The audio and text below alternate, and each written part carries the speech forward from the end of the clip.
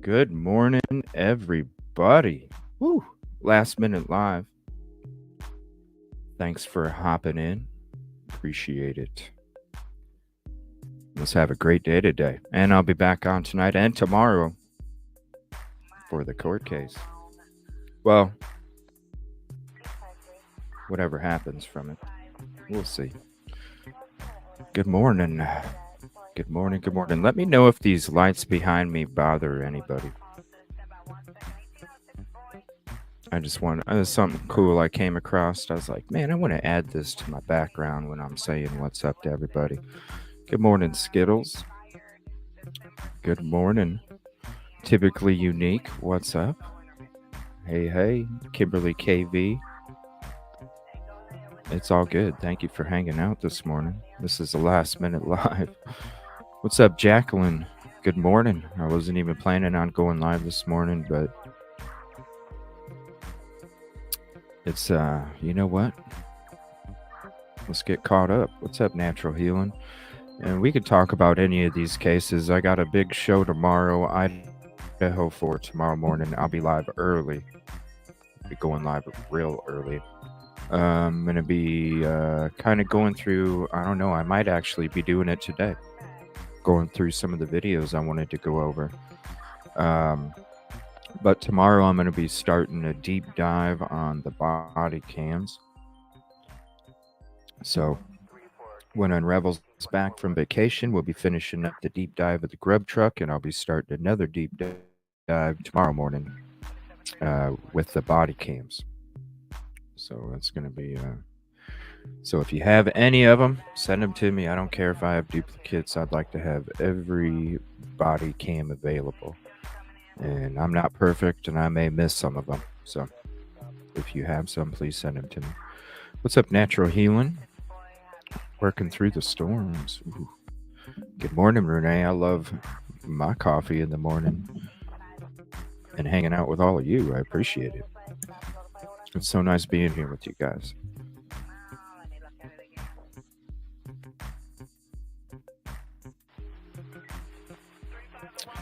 Ooh. Skittles, do me a favor. Drop the link to that so everybody can watch it. And if you want to come up on panel, you're more than welcome to. I'm going to be opening up panel too. I don't want to have too many people on. Then it just gets chaotic and people talk over everybody. We ain't about that. Boom. Right there, baby. I'm getting used to having this front camera now.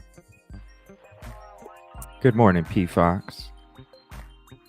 I am getting used to this, Skittle. Yeah, do me a favor, Skittles. Drop your link and drop the link to that Cherry. You can drop the link to that video that you referred to if you don't mind doing that as well. There it is right there. I guess I'm just too late on chat. There you go, everybody. Yeah, let me know. Well, it's going to be a long show today, just like it'll be a long show tomorrow morning, so we'll definitely check it out. Send it to me, too, if you can, Cherry, to Discord, please. And hit the like if you haven't yet, please. It's a free way to help. What's up, Mike? I got your message, buddy. I'm trying to figure out. It'll be next week. I was going to try and get to it this week, but obviously, you know,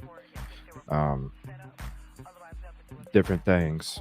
So, hopefully next week, I'm gonna have Mike up when we talk about the Long Island SK on the next show. And I can't wait to have this guy up on the panel with me that show. I'd like to schedule Coach Kev and Silky again to be on with us. It's going to be different scheduling going on. There's other stuff going on with Flora right now in the background, so I'm kind of waiting on what's going on with that, with a mixture of trying to get schedules together, because Coach Kev and Silky cover Flora as well. So, but it'll be coming soon, Mike. I'd love to have you on. Mom with subs. That's right, baby. Yeah, that's right. Good morning, Caddy. My fave C's. Good morning. I love that. That's a t-shirt right there, Caddy. My favesies. Yes, that is right. I'm telling you, it's amazing. Even this screen border right here. Great work. Definitely go follow on Twitter. She does this for work, everybody. So definitely go show her some love. And if you're interested, I mean, look at this beautiful overlay I got here.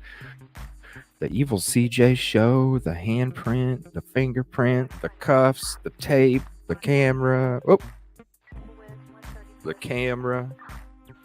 I'm still getting used to this front camera. Bianca, thank you for hopping in. I'm telling you, ladies making me look professional, and I appreciate it. Bonnie Bailey, good morning.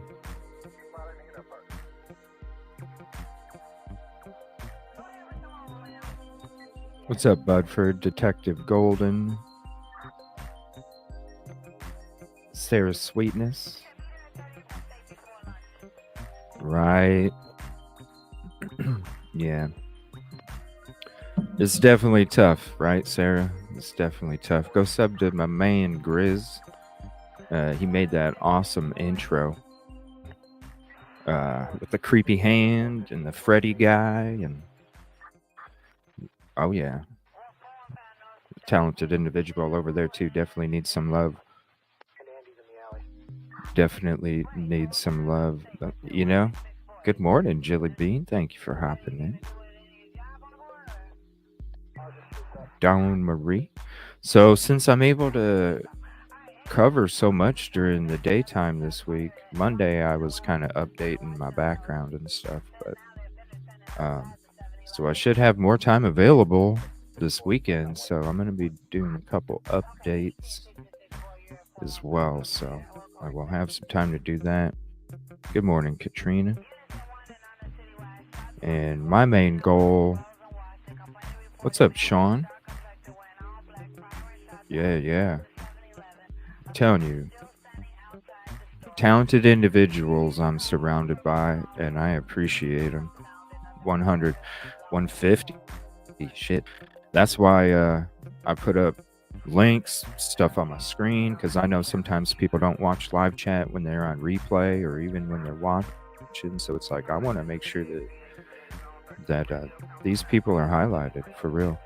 Ooh, I need to read those documents today, because I was going to have to wait until tomorrow, but I can do it today. Whose voice in background? Oh, it's is it too loud? It's to go with my lights behind me. It's supposed to sound like I'm at like a crime scene or something. I don't know. It was just something I was like, I'll get some police chatter and get some lights flashing in the background so it looks like, like I'm chilling at a scene, It's the effect. What's up, Willie? I'm trying to like bring the, What's up, Keith? How you doing? Brew Crew vibes. That's right, Kay. Yeah, and good morning again. Tanya, Rumsey, Holla. If it's too loud, let me know. I'm just trying to give you guys some fun effects whenever you hop in, you know? Just ideas of stuff, little things that I can, little teeny updates that I can do just to try and make it a little bit more. Thank you. I appreciate it. Yeah, I got my other one too. I was going to have three, but unfortunately, the other camera that I have going the other way doesn't show up the way I want it to. It like I'm telling you, that's why I'm having an issue finding a good green screen because everything that I have is too small. So like this camera that I have coming from a different angle on the other side, kind of opposite of this, so it would kind of look like this, right?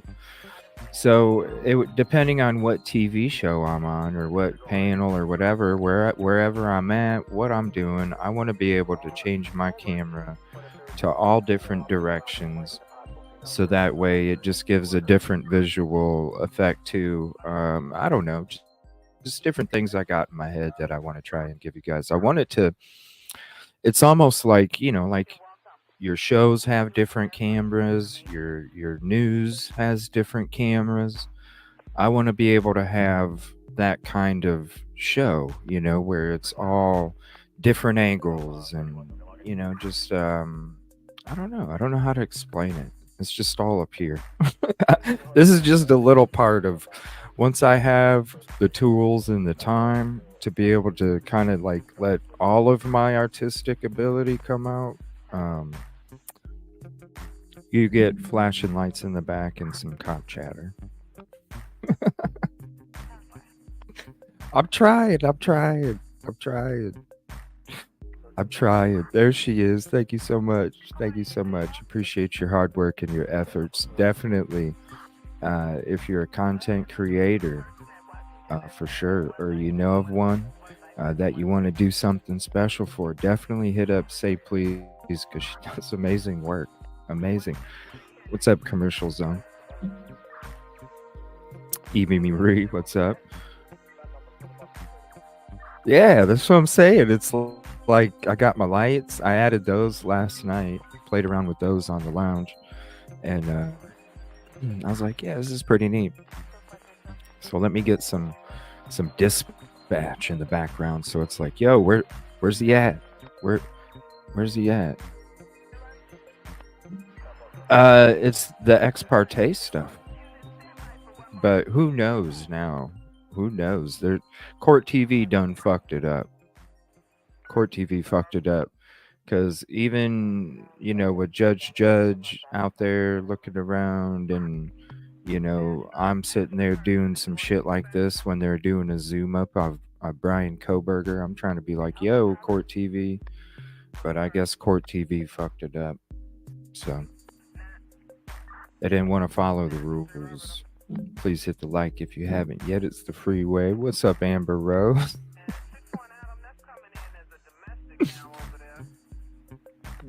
No, it's stuff that I've wanted to do. I just didn't.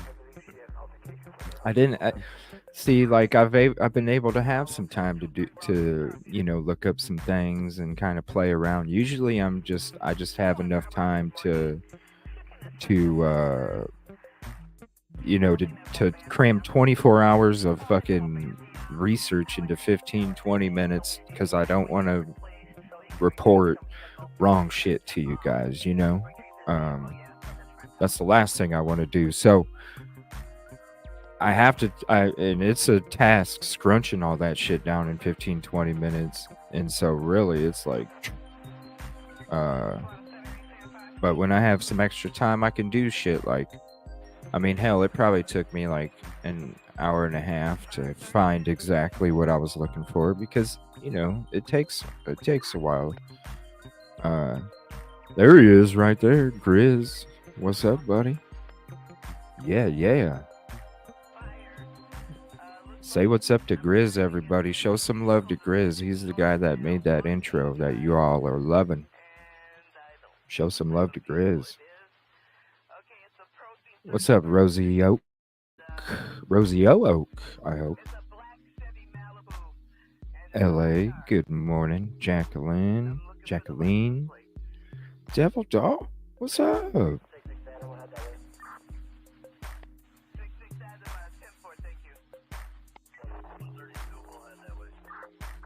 Whoa, sorry to hear that, Devil Doll. Good morning, Crystal. Wow. Yeah, for real. For real, I hope everything's okay. What's up, Elizabeth Brown? Thank you for hopping in. Cherry. Yeah, what's up, Grizz? Appreciate you, bro. Hopefully you can hop up if you want, man. It's a true crime and chill hangout, so we can be covering whatever. But there's some stuff I do want to go through today.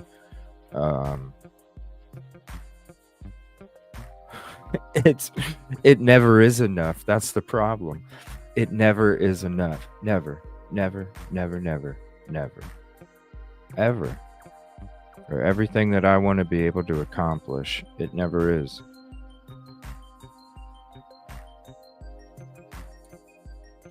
Well, I don't know. I don't know if they're allowing cameras anymore, P5s.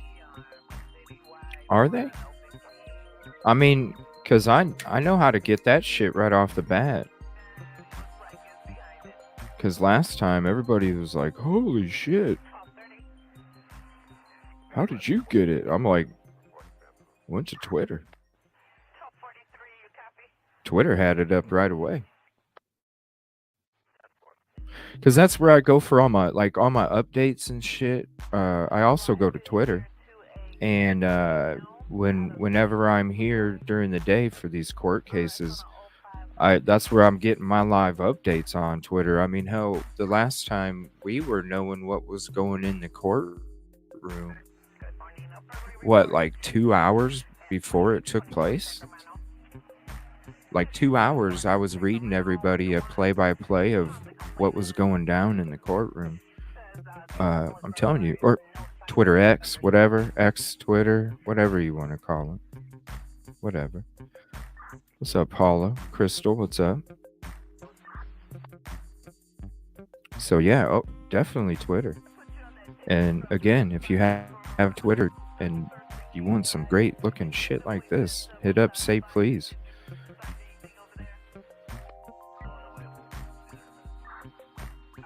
Put that in there again. Great work. What's up, Kylie? Thank you for hopping in. People loving it. Yeah, P. Fox said mom was subs. She was rocking that jam, Grizz. Hashtag mom with subs. And y'all know, because it can be one of them kind of days. If anybody's disrespectful, I don't give a fuck. Everybody knows that. Everybody knows that about me because it's you all that I care about. And if I gotta fucking not give a fuck to care about you, it is what it is because you are what's important, not the people that get the boot.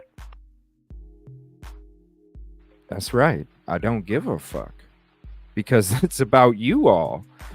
I'm not going to sit there and allow anybody else to be coming in doing some dumb shit.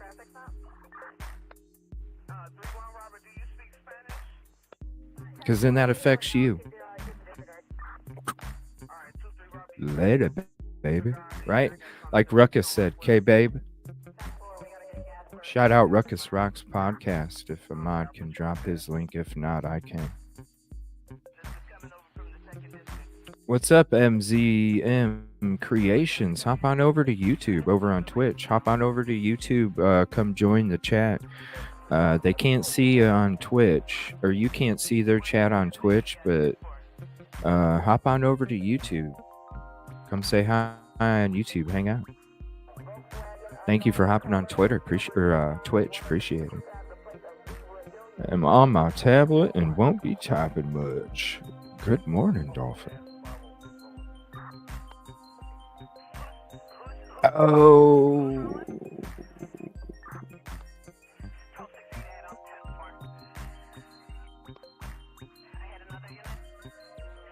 What's up, Todd? Hey, be be safe with that surgery. Hopefully everything is going well with that, and keep us updated if you're able. And get some rest and drink plenty of water, Todd. That's right. That's right. I care about you guys. Like, who am I if I don't have a community, right? Who the fuck am I? It's about you. That's why I've been the same since motherfucking day one. Because because listen, I was chilling in this true crime shit for 4 or 5 years, helping out, being mods, things like that. I saw the shit.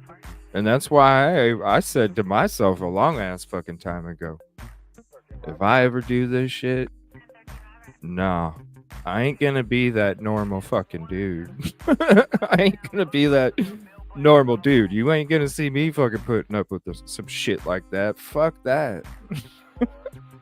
No, I ain't the one. I ain't the one. No. That's why you see so many people bitch about me in other fucking channels. Why? Man, you don't even have to ask why. Because I give you 150%. And once I don't get 100 in return, later. So you don't even have to ask why to CJ. You already know. You already know. Good morning, everybody. All right. We're going to get into some of these videos here. I'm interested in learning. One where their own attorney. Yeah, I know.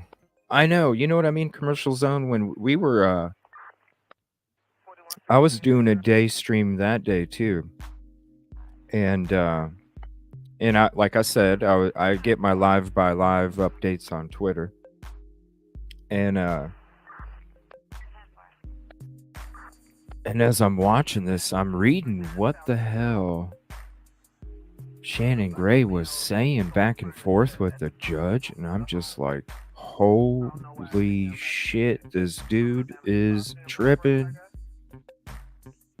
Dude was tripping.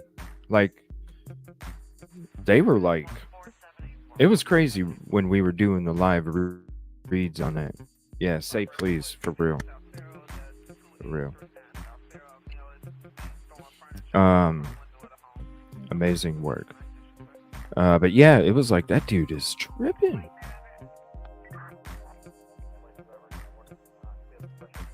It was nuts. All right, give me 1 second here.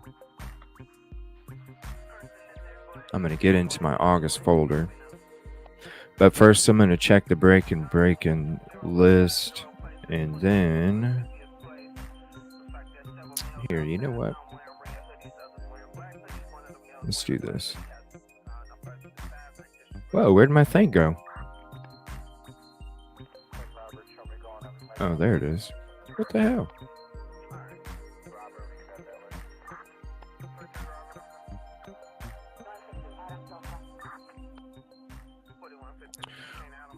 There you go.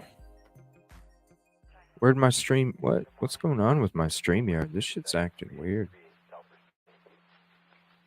StreamYard, you got one job, yo. StreamYard. That's one thing I'm going to do this weekend, since I'll have a little bit of time, is I'm going to be looking through these other programs. Does anybody know of any other programs besides EVMUX, and I think the other one was Prism Live? If you know of any other fucking programs like StreamYard besides OBS, because that's a fucking headache, let me know, because I'm going to be checking out some different things, and I'll be testing them over at the lounge, especially that EVMUX, because I think Silky uses that all the time, if I'm not mistaken. And shout out Silky Southern Tea. Let me see here. Let me get those two links. I'm going to throw out Ruckus Rocks and Silky's links here real quick. I know that some may not have the links. So here's Silky. If it'll work. There we go. And Ruckus Rocks podcast. Okay, babe.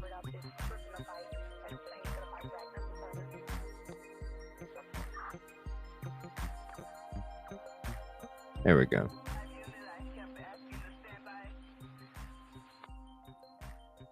All right, I'm going to get into my August folder here. Let me get back to chat real quick. Yeah, I'm going to be up early tomorrow. Deep dive in body cam. Episode 1 on that. And I'll be available for live updates, you know, like I do when these court dates happen. And then as soon as that video drops, if there is one. Why did it put StreamYard and Twitter linked together? What the hell?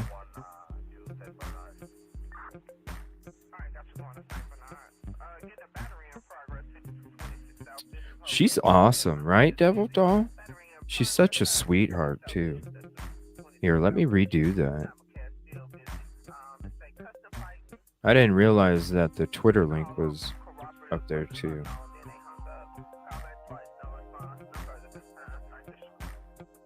Yeah, she's a beautiful soul. All right, so let's go ahead and shut down that chatter. Let's get into my folder, and we're going to start rolling. Keep rolling. What?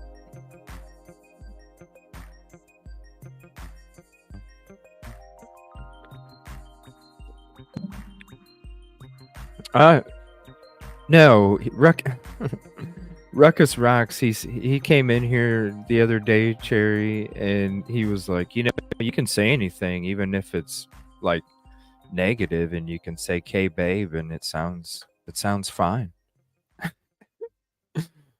Like you could say your shoes look like shit, K babe, right? So it's like, damn, dude, that's badass. Shout out Ruckus Rocks. Awesome podcast over there.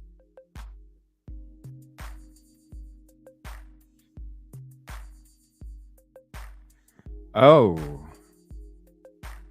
Yeah, this is a case. Ooh, let me turn down this music. I apologize. 1 second.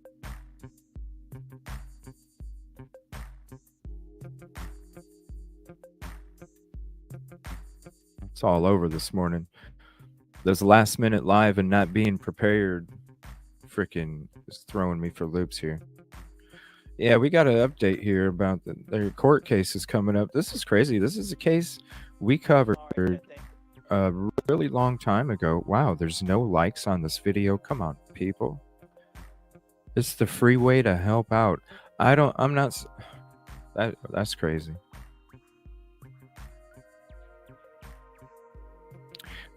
You don't hear too much about this case. This is a case we covered a long time ago.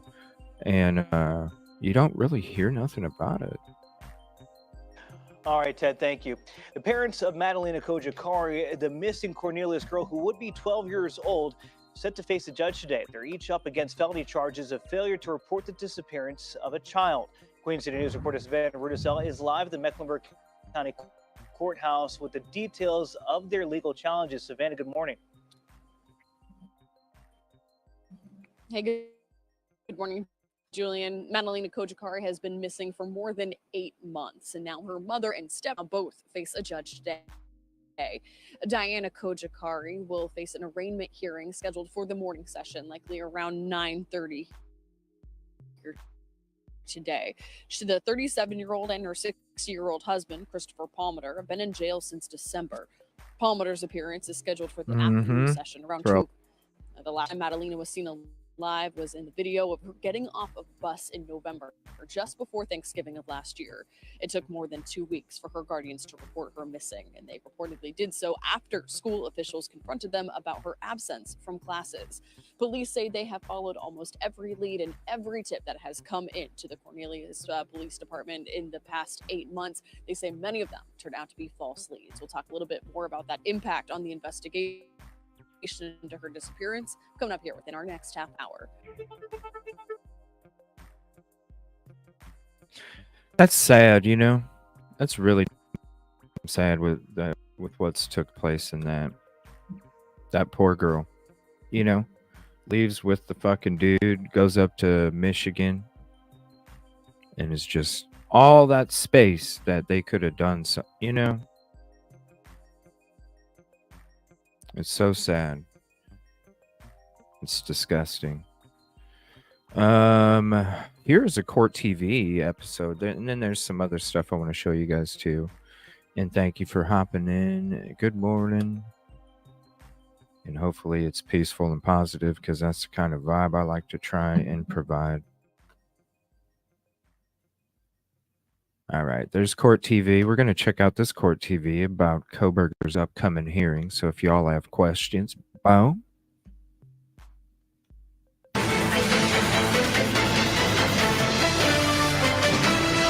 Welcome back to Closing Arguments. I'm Julie Grant, sitting in this week for Vinnie Politan. We kick off this hour of the program with the University of Idaho student murders case.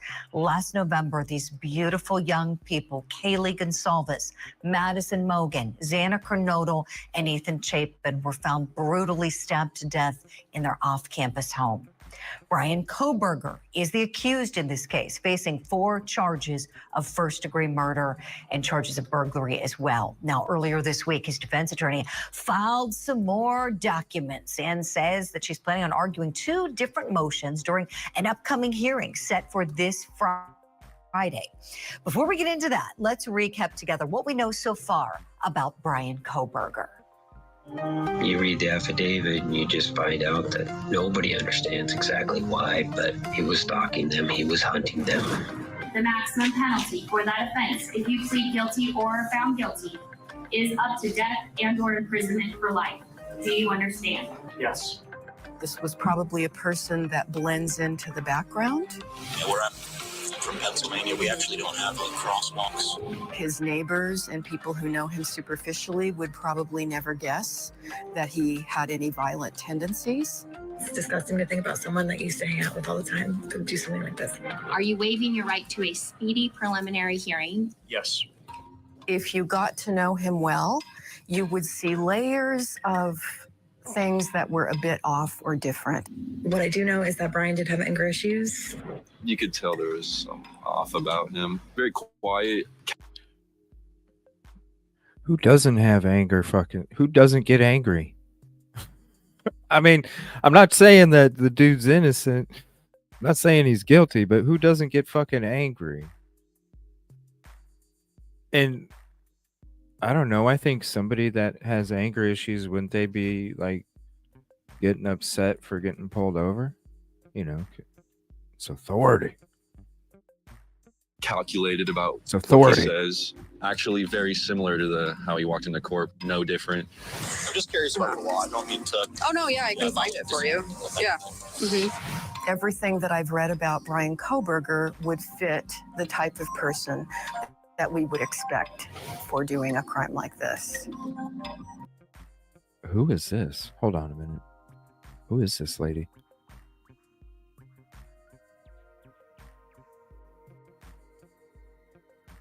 Who is this lady? I don't see it. Did it say in the beginning? Who is this lady? Everything she's read? Hold on a minute. Hold on a minute. What? Everything I've what? You walked into court, no different. I'm just curious about the law. I don't mean to. Oh no, yeah, I can find it for you. Yeah. Mm-hmm. Everything that I've read about Brian Kohberger would fit the type of person that we would expect for doing a crime like this. Is that part of Moscow PD or something?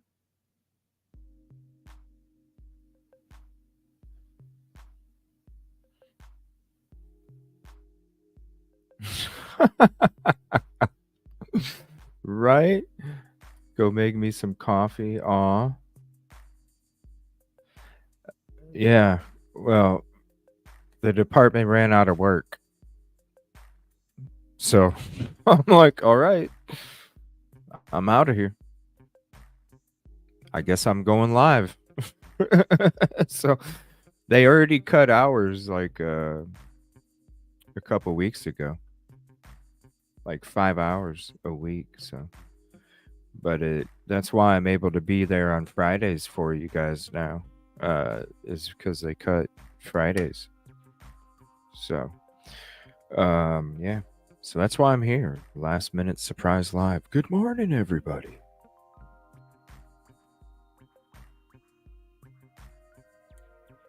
Who is that? Is she part of Moscow PD? Does anybody know who this is? Who is this lady? A coffin daffer wannabe?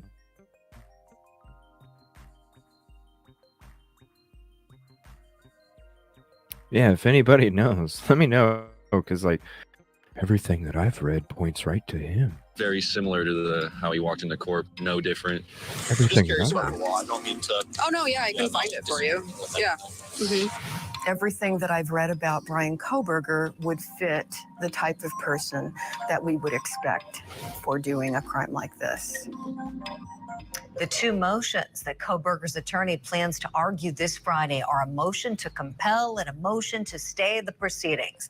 The motion to compel was originally filed on May 3rd. And here are a few of the things that they're requesting. They're wanting a copy of all communications between laboratory personnel and any other party with regard to biological testing in this case, including letters, memos, emails, texts, and so communications, please provide a copy of all communications between, this was back the third motion or the second for supplemental discovery. Which one was it? I'd have to go back. Where they wanted a copy of all the communications between laboratory personnel and any other party with regard to biological testing in the case, including letters. I mean, they wanted everything. When we read through that, they wanted some, and they should, right? They should. They wanted like reprimands, like the chain of custody, like all of that stuff. If there was any issues with content, like literally, they wanted to dig through that shit with a fine-tooth comb, which they should be able to. Both sides should be able to. When you're playing a poker hand, both people should, if you're playing Texas Hold'em, both people should be able to have 5 cards in their hand. You can't have one have 4 and the other one have 5. What the fuck do you think is going to happen? You know? Come on. That one card can make all the fucking difference. So you got to be playing with the same, the same deck, the same game. Then all of a sudden, that's when they said, "Oh, well, we're not even going to use it, so we don't even have to offer that." Subtitle: we never made reports or wrote down the shit. Records of telephone conversations.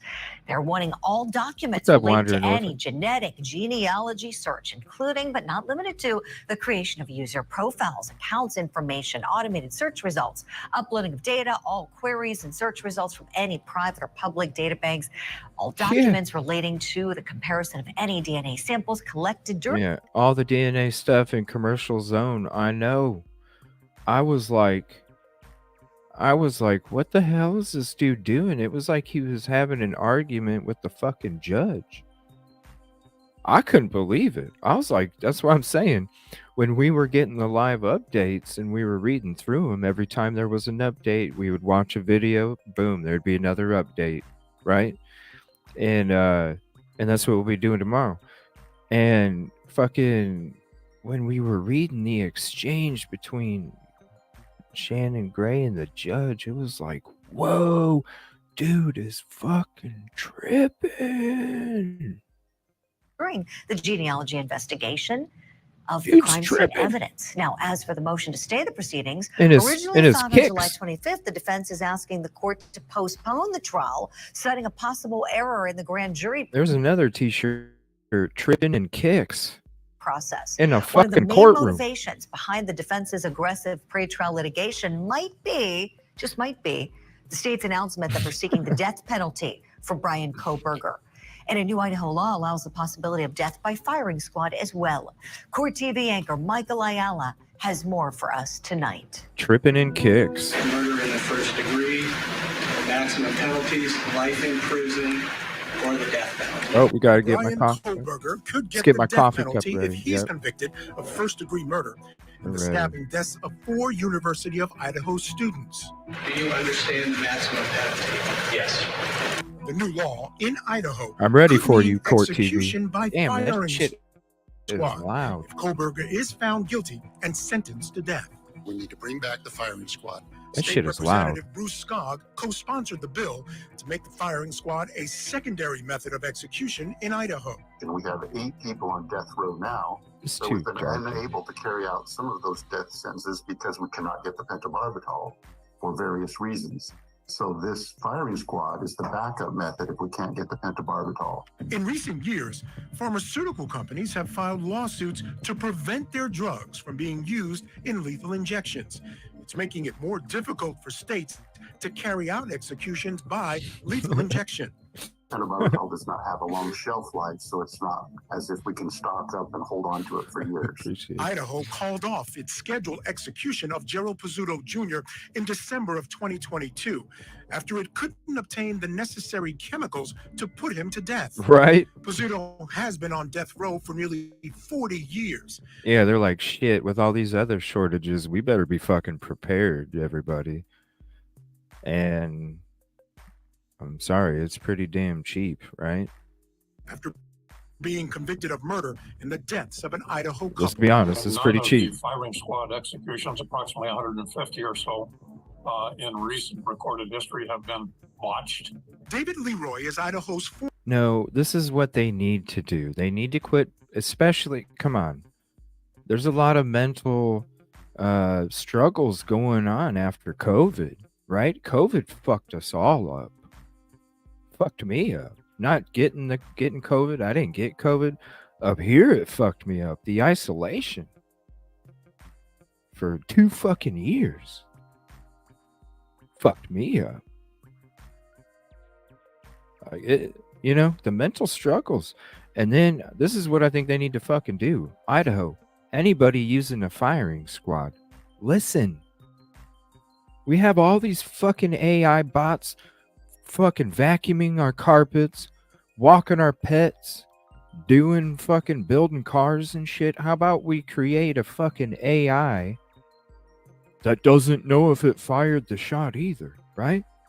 I've 5 AI bots if you need them. I mean, really, you only need fucking 3, 2, because, AI. We don't want them, to get upset with each other. We've heard those AI conversations. That shit's crazy. Fucking crazy. AI is scary as hell.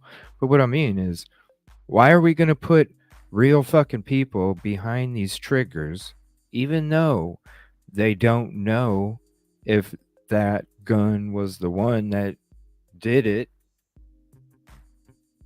But who cares? The thought that you may have is fucking sometimes just as bad.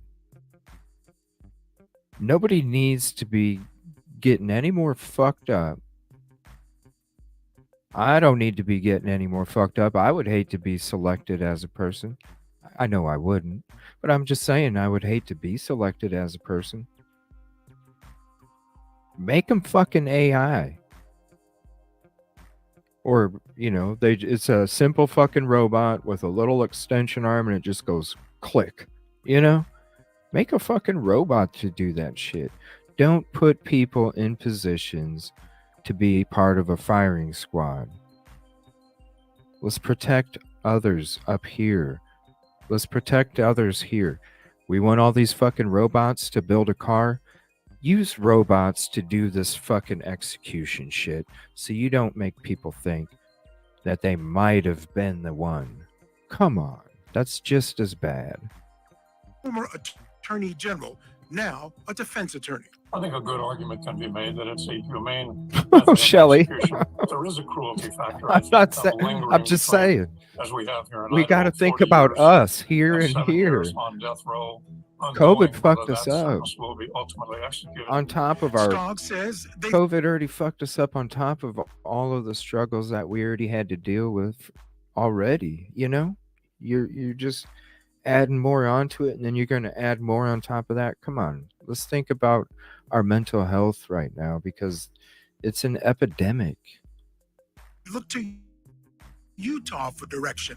It's where the last firing squad execution took place. There may be a Good morning. panel of 5 or 6 persons with rifles, and one of them has a blank in it, so that they're not sure who had the blank. There is no method of execution Bama. that will always work perfectly. Robin Bama. Barr is the executive director of the Death Penalty Information Center, which studies the death penalty. As long as we have human beings involved in that protocol, there are going to be opportunities for mistakes. And certainly there may be problems with the firing squad. That was Michael Ayala reporting for us tonight. Let's bring in Robot. the think tank, shall we? We got a great tank on the program tonight. In Seattle, Washington, trial attorney, author of Justice in the Age of Judgment, and fellow of the American College of Trial Lawyers, Ann Bremner. Also with us tonight in Los Angeles, deputy public defender for the LA County, Philip Dubé, and in Atlanta, Georgia, criminal defense attorney, former federal prosecutor, and professor of law at Texas Southern University, Michael Sterling. Welcome to you all. It's so nice to see you tonight. Boy, oh boy, there's a lot to talk about here with Brian Kohberger, especially this motion to compel. Essentially, what the defense team is doing here is trying to get the court to order the state to turn over For so real. much information about the DNA testing, any other profiles that might have been uploaded to a database, everything uncovered in the genetic genealogy testing and the searching, any communications, even between the people at the lab. I mean, I was reading this motion, like thinking to myself, my goodness. And the state is saying in their responsive motion they filed to the first one, look, we don't have to turn all of this step voter over to them per Idaho law. So I'm curious what the judge is going to do on Friday. Let's unpack this. Let's look at this from the defense perspective, because they're the one moving. And that is a very good possibility, Keith. I mean, you know, because we're not standing at the water cooler. We don't know what the fuck really took place, you know? And because, come on, there's other DNA. There's it when you read the PCA, it, you know, to me, I get the impression that there's more than one weapon. Just different things.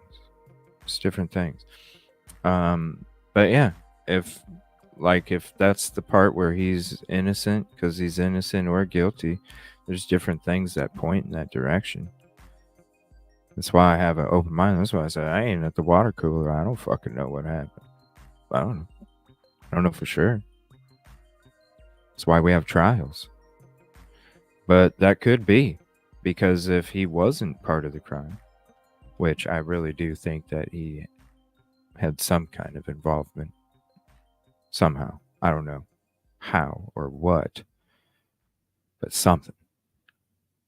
But that could very well be. If there is other people, he did ask if there's any others. What if there is? What if, I mean, the anniversary's coming up soon, just a couple months away. I hope court happens and the trial starts when at least get it rolling before that anniversary comes, you know? Before that anniversary comes. Because if for some reason the person's not innocent and you spent all that time looking at somebody that wasn't part of it, and then you're going to allow these kids to go out and think that they're safe and that you have their back. No, that's not cool. Just like it wasn't cool when you didn't offer a profile or let the families put up a reward. That wasn't cool either. Moving here, trying to get this turned over. Let me go I'm to just my defense speaking. attorneys to kick things off. I'm just speaking. Michael Sterling, let me start with you, please. Is this defense team being Right. unreasonable, asking for all of this information in that motion to compel? Why or why not, please? Yeah, I don't think so. I mean, if you're the defense team, you got to ask for everything you can get, right? So, and usually what happens when you see a motion like this, they're probably relying on an expert to say, what is it that you need to give me a full analysis of everything that could lead you to a conclusion, give you an expert opinion. So it's very likely that the defense team is relying on some expert to say, what is it, what type of information do you need that could give us some alternative analysis based on what's available. And so I don't think they're being unreasonable. You have to ask for everything, and then you hope maybe the judge gives you a few of the things you ask for, enough for your expert to provide the analysis. But I don't think they're being unreasonable, Julie. Sure. I hear you, Michael. You know, I had a defense attorney friend of mine say to me one time when I was a prosecutor and we were trying to work out a deal. I was like, I can't believe you're asking me for that. He's like, Julie, you have to always ask for more than you think you deserve, right? When you're a defense attorney. I'm like, hey, I can't blame you. I really can't. Philip Dubé, I see you smiling there. What do you think? The defense team, were they right on in this very detailed request? Oh, yes. You know, recognize I love my Mahdi mods. They're the best. that defense attorneys have legal duties, you know. I love you all, Mahdi prosecutors Mod. who only have to bring charges based on probable cause and in good faith. You know, we represent individuals, and in this particular case, the young man is looking at death. But I find one of the most important pieces of discovery that they want is what's called that candidate list. Okay, and what that means is other hits, other profiles that came up. I don't know about the rest of that suit, but that tie and the little handkerchief, that's a fire color right there. I don't know about the rest of it, but When they uploaded Mr. Kohberger's DNA profile into that's a fire CODIS tie. or these state and local data banks, Good morning, where they Casey. got hits that either were close to Brian Kohberger's DNA profile or maybe a little bit further away than a match. And the expert for the defense might want to see what other candidates in the DNA data bank closely matched Brian, because if there is somebody else, they can put on a third-party culpability defense that some other dude did it type defense. And remember, they don't have access to it. They have to go through the courts to get it. If they cannot get it informally from a prosecutor, they have to bring a motion to compel production of the discovery.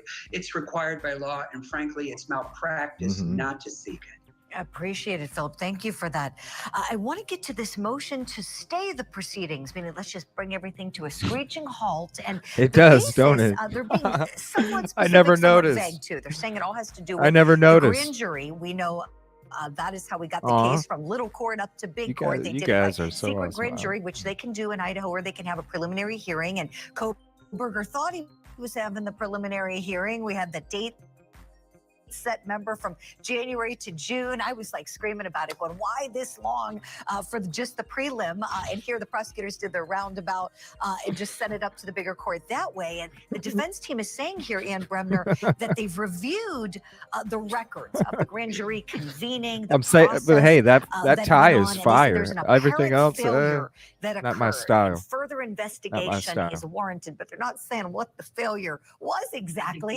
Ann, what do you think? Do you think, is this a stall tactic by the defense? Is this a way to Aw, buy them more thank you, time, Evie. frustrate the prosecution? What do you make of it? Yes, fall is the Probably best. all the above. If you look at, and I mean, you look at all this. Fall and you is think, the best. Look at Lori Daybell. Remember, they struck the death penalty for discovery violations in that case. I mean, maybe they're hoping for the same thing here. But the other part of it is that, yeah, they're pretty vague about it, but they've been pretty vague in a lot of their motions. Remember on exculpatory evidence, what was that? You know, that there was a motion regarding reported exculpatory evidence. So I'm not really sure what they're getting at. Was it representative at the jury panel for the grand jury? Were there qualifying questionnaires that were somehow deficient? Well, they need to investigate, but they've kind of raised a specter of what those kinds of concerns could be so they can get that stay. But, this is a no holds barred defense. I mean, you have to say it's impressive. They're busy defending their client. Mm-hmm. Well said, Ian. With what they're doing right now, I always say on the show, never get mad at the defense attorneys. It is a tough job to do. It can be a very thankless job, and their job is to advocate for him. And so that being said, they are being very detailed, very thorough, really giving him the best defense under the law, which he is entitled to, per the Idaho Constitution and our U.S. Constitution, as you all know. And in terms of what we may see here, I don't see them really letting up. I was starting to think, could we perhaps maybe see a plea? Are we really going to see this case go the distance? And I'm wondering, Michael Sterling, I know we don't have a crystal ball, but based on the motions that you've reviewed, the analysis you've given, you've been following this from the inception, you all have. But Michael, to you on this before we have to hit a break, do you think we're going to see this case go to trial? Probably. Probably. The only thing there to plead out is taking death penalty off the table, right? So, right. For murder cases, typically what you see is if prosecutors aren't willing, usually death isn't on the table, but when it is, the only thing to plead is if you take the death penalty off the table and my client can get life, without the possibility of parole, where he's not provided, there's no death penalty on the table. That's the entire sort of negotiating tool. Mm-hmm. And so outside of that, if death is still on the table, life in prison without the possibility of parole is still on the table. Unless they take death off the table, you're not likely going to see a plea negotiation. Right, of course. Wow, they just end the video like that? All right, hold on.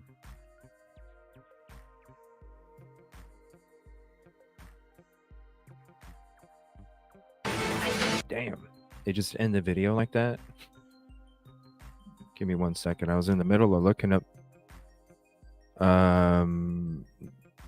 This just came through 2 minutes ago. This is a sad this is a sad situation, and this is what I was talking about when it comes to the mental struggles these days.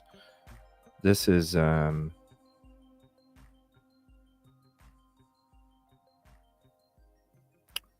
hold on. Oh, I can't wait till the day that I have like that person that's with me that can just hit different boom, boom, boom, because this is crazy. This is not good. It's sad when you think about it. So we're going to go to this video real quick. This just took place here.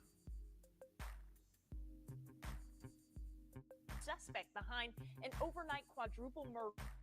Overnight. Has died at the hospital. We've got team coverage of this developing story. Sky 5 was over the scene for much of the morning, and also KOCO's Alejandra Briones and Audrey Goodson there on the ground. And let's start with Alejandra Briones. Alejandra, what have you learned from police there overnight?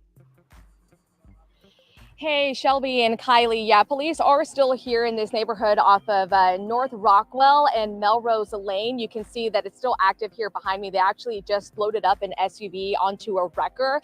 Unclear how this is going to relate to their investigation, but we're working with police to try and get some more information. But just a tragic situation out here in this neighborhood where a woman and 3 children were found dead. Here's I need it, seriously. So far about what's happened here. A man, the suspect, who was also found with a gunshot wound to the head and was taken to the hospital, did die. That's been the latest update from police on that situation. Police said the investigation all started after a family member who also lives in the house found the victims. Wow. Inside the residence, an adult female and 3 children were located deceased. Wow. It's the very beginning of the investigation. Now, This shit police do happens say way that the too man much. and the woman were in a domestic relationship. It is unclear if they were married, but they do say that they were living together. And again, police are still investigating right now. The victims and the suspect have not been identified, and a motive is still uncleared, but police are still here. Again, the latest thing that we've seen from police as they continue here is that SUV that's been loaded onto the wrecker. We're going to try and see how that is relating to their investigation. Whoa, shit.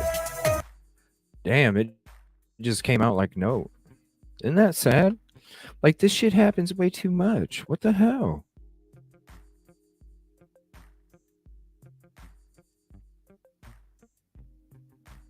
What the hell? I was going through that and I'm like, holy shit, what the another one?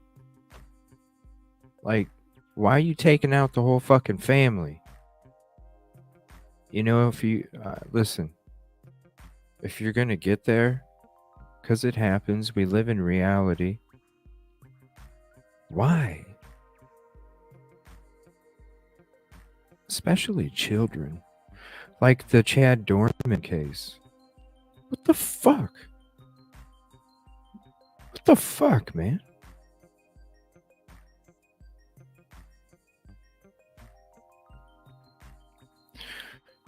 There was a video from Harsh Reality that I played a couple days ago or a couple nights ago. I took the episode down because there were some conversations that could lead to I didn't want anybody, like I said when I'm talking about the mental struggles, I didn't want anybody to I didn't want anybody to even hear just conversations about certain things in a certain video to even send them there, you know. But there was a video, and I think it was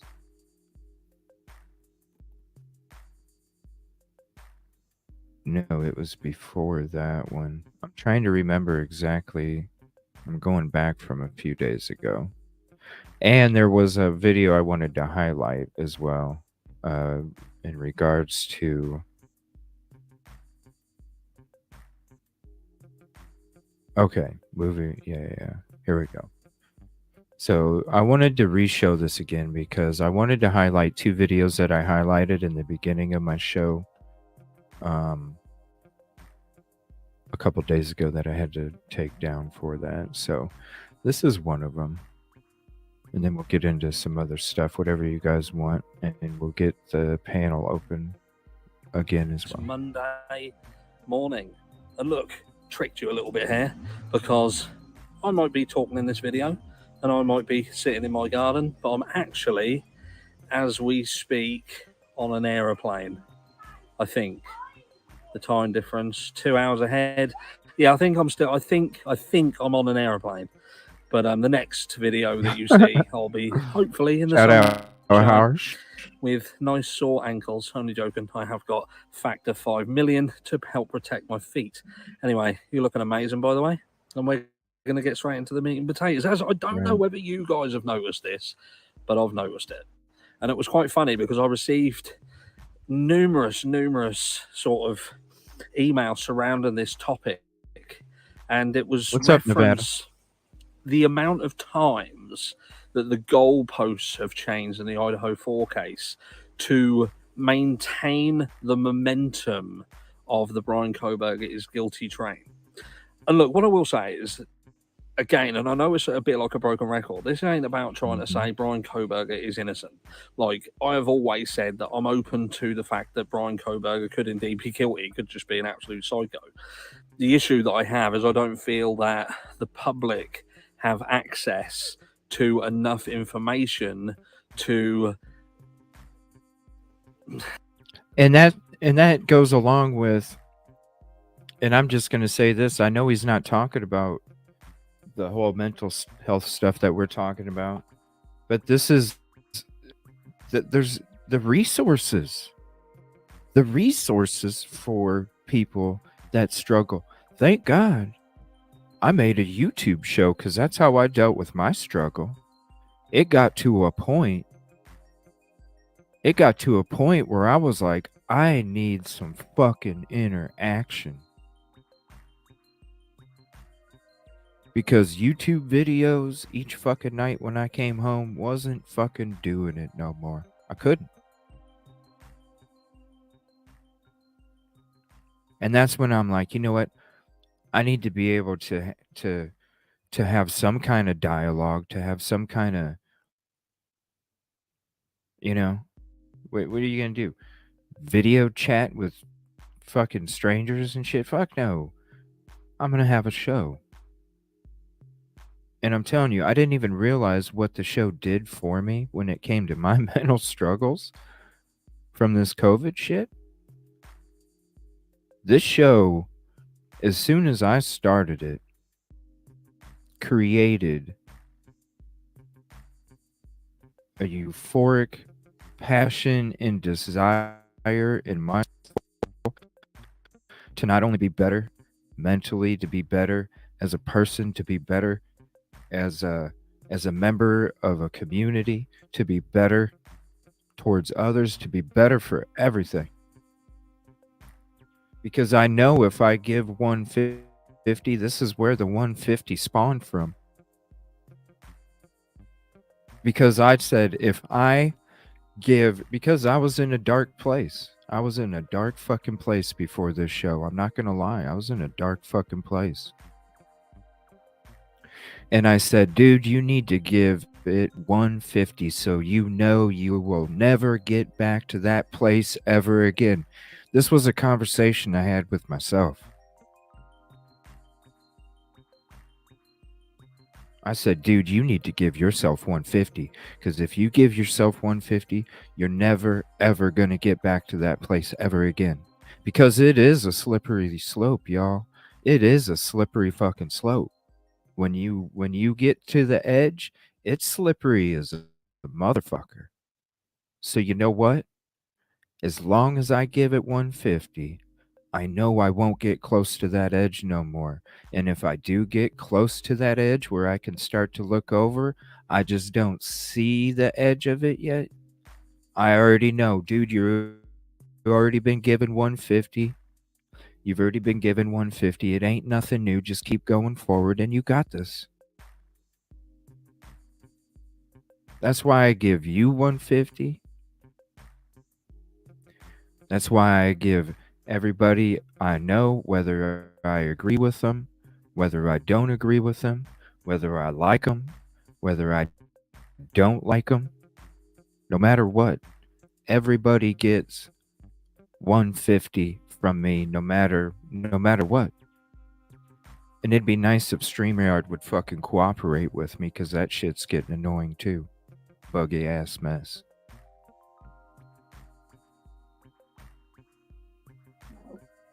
That's why I give you guys 150, because I know I'm applying it the same way, because I've been giving myself 150 since this. So then all I can do is share it with you guys, give you guys 150. And it's all about, because we're all here for a purpose. Whatever that purpose is, that's for time and destiny to take place. And we're not here but for a snippet of time, everybody. When you look at how long these planets have been around, think about it. And where our life expectancy is less than 100, and yet planets have been around for billions of fucking years. We have a gift. We have a fucking gift.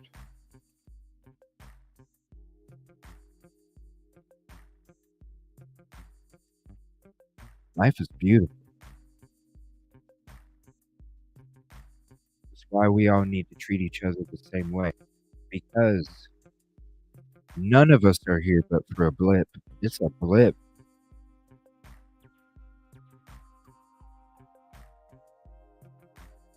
We need to appreciate it. That's why I'm so getting my fucking boot out when dumb shit comes in, because I've heard the stories from you guys in chat where it's done the same for you, the show, as what it's done for me. That's the fucking atmosphere that I talk about. That's why I get the motherfucking boot, because it's like, yo, I ain't letting your dumb shit come in and ruin what the fuck we got. It ain't happening. So y'all can fucking keep coming, because as far as I'm concerned, I'm just weeding your asses out quicker. So bring it the fuck on. You know what I'm saying? I don't deal with the shit. You can come here because you know your ass is going to get fly swatted. And then I'll just scoop you off the fucking counter into the fucking garbage. I'm not going to sit there and watch you fly around. I'm swatting your ass and you're fucking going into the fucking garbage. Get out of here. It is. It's about your guys' mental peace. I want you to be able to come in here and fucking get away. We all have enough negative out there in the real world. We don't need it on these YouTube shows. We come here to fucking chill. We come here to relax. We come here for community, for conversation, for information. It's about chilling.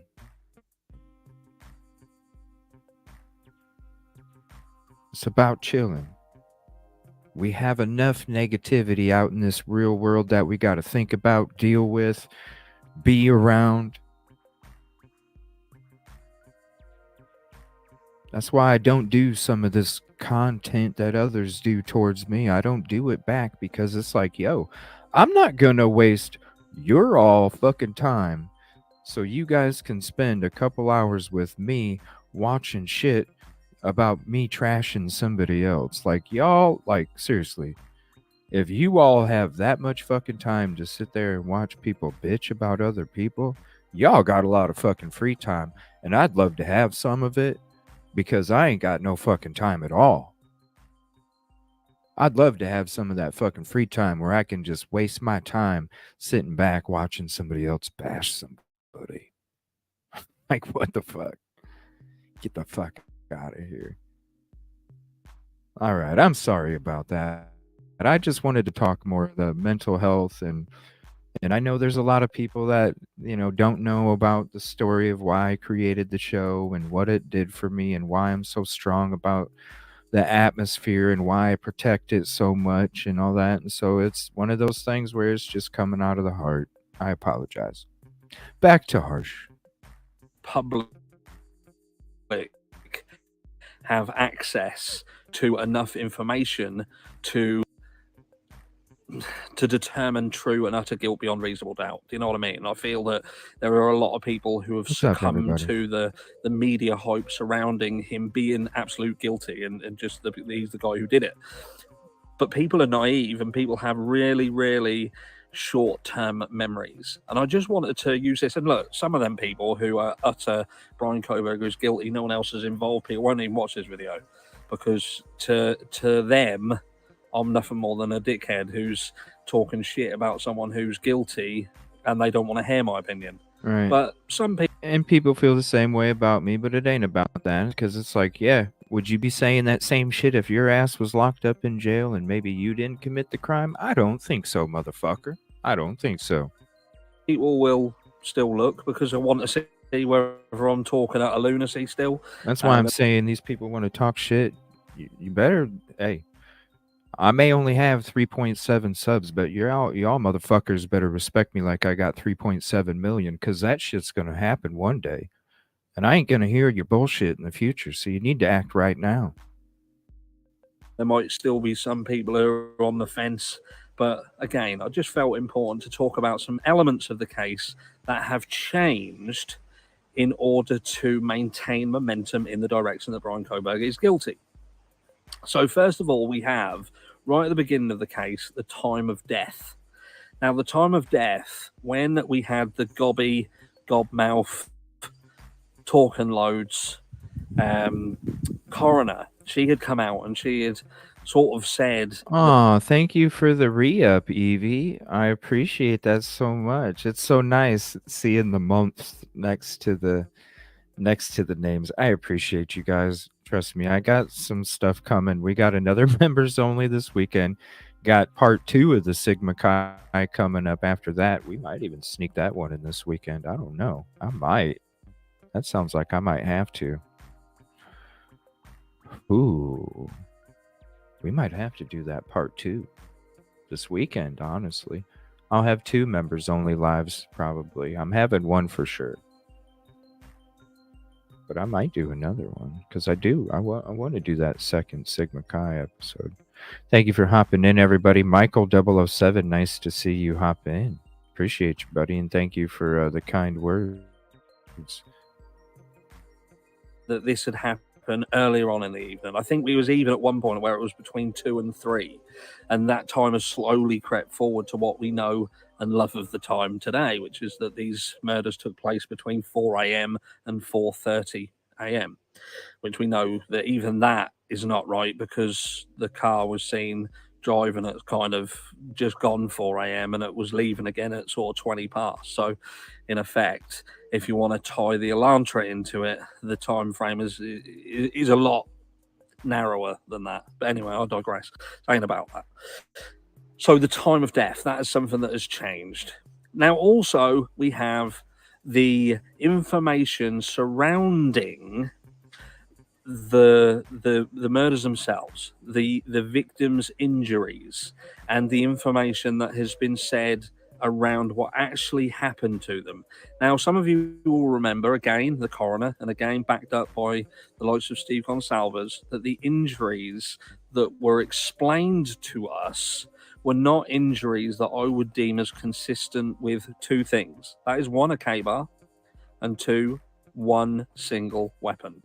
And I would just like to point out something that many people know, many people are completely oblivious to, and that is that it has never been confirmed that the K-bar was the type of knife that has been used. And it has never been confirmed that the sheath that was found with Brian Kohberger's DNA on it was indeed connected to the murder weapon. That has never ever been stated and confirmed.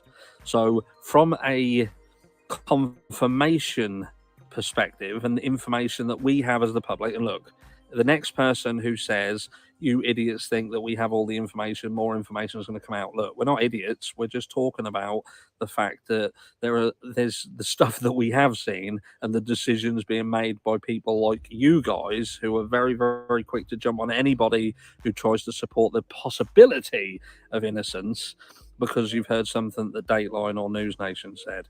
So look, that's just about that. But yeah, there is a lot of people jumping to conclusions. We hear knife sheath, we hear K-bar, and all of a sudden we've got the knife sheath that belonged to the murder weapon. The murder weapon was a K-bar. The rest is history. And that, like I say, that's never been confirmed. We just don't know whether that's a fact or not. So we've got that information that has changed. Also, the fact that we have where the detail of the car, the year of the car that was being searched for, and that has changed. Albeit, you could probably, that's the easiest one to explain, because those of us who have taken the time to look into it, the difference between these Elantras are minimal.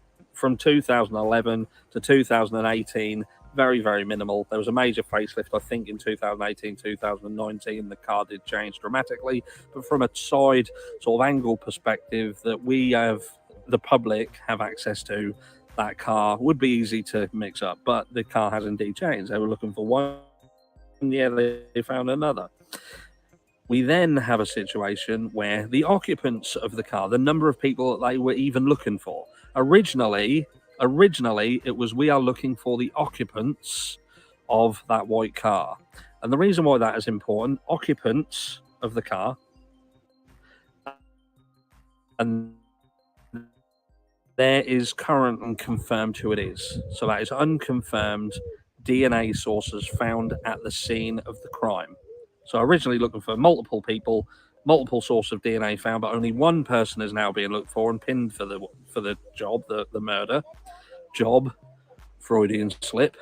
and we also have the DNA that's been ignored. And Brian Kohberger is apparently the only DNA that now is important in this case. So we've got that situation, and we also have the Petri dish car, the Petri dish car situation that everybody and their dog, all of the specialists come out and said, look, even I had said this, and I'm not a professional, I'm just an idiot. But the car is going to be what hangs him. You know, this is going to be a Petri dish of information. What do they find? Fuck all. Nothing. Nada. And now what is it? Well, now it's a case of he was wearing a suit. He bought it from, it's going to be on one of these receipts, that he bought this suit, like almost like a hazmat suit. You can imagine walking in like you work for the fucking CDC and he'd done this crime. And I think to myself, but hold on a second, because you've got Dylan Mortensen, who claims to have seen the perpetrator, the person who did this, and they were dressed all in black.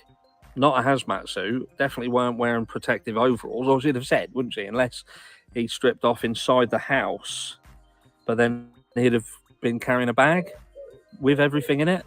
She didn't say that, did she, either? So that kind of falls down as well. That becomes problematic. But again, when we talk about changes, her story has also changed, because one minute she's asleep, next minute she's shouting and telling people to shut the fuck up, and so on and so forth, and, you know, frozen shock phase in one breath, and then in the next didn't think anything of it because the house was a party house. But you get my point.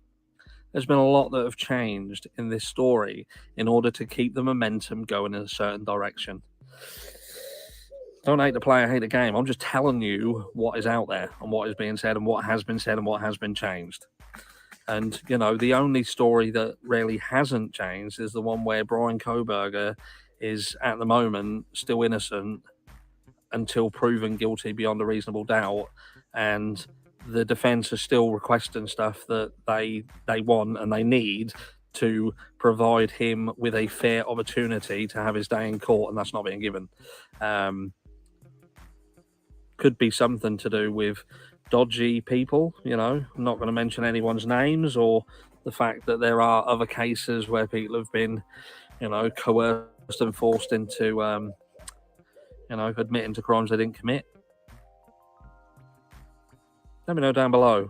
What have you noticed has changed in order to keep the narrative ahead? And I'll share that link with you guys here in a second. I'm going to get to you guys' chat here. There's some breaking news going on with a press conference in St. Pete regarding a sextortion case.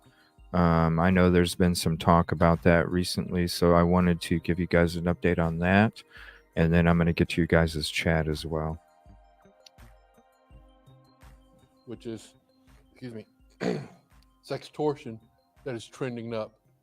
And basically what we're going to be talking about is our detectives this past year started seeing a trend of people going online, either on a dating app or any type of social media, having a conversation with someone, and then the next thing they know, that person is asking them to send them nude pictures. After the Be careful, victim sends everybody. the person that they're chatting with nude pictures, the next thing they will get is that if you don't send me money, I will post your pictures. And this is happening a lot, even on YouTube, okay, everybody? I hear about these stories from other people that reach out to me, okay? This is real shit that happens on YouTube. You all have to be careful. Good morning, Margaret. Thank you for hopping in. I'm going to get to chat real quick. Thank you for that. What's up, Kara? Good morning. If it's going to highlight it, please. There we go.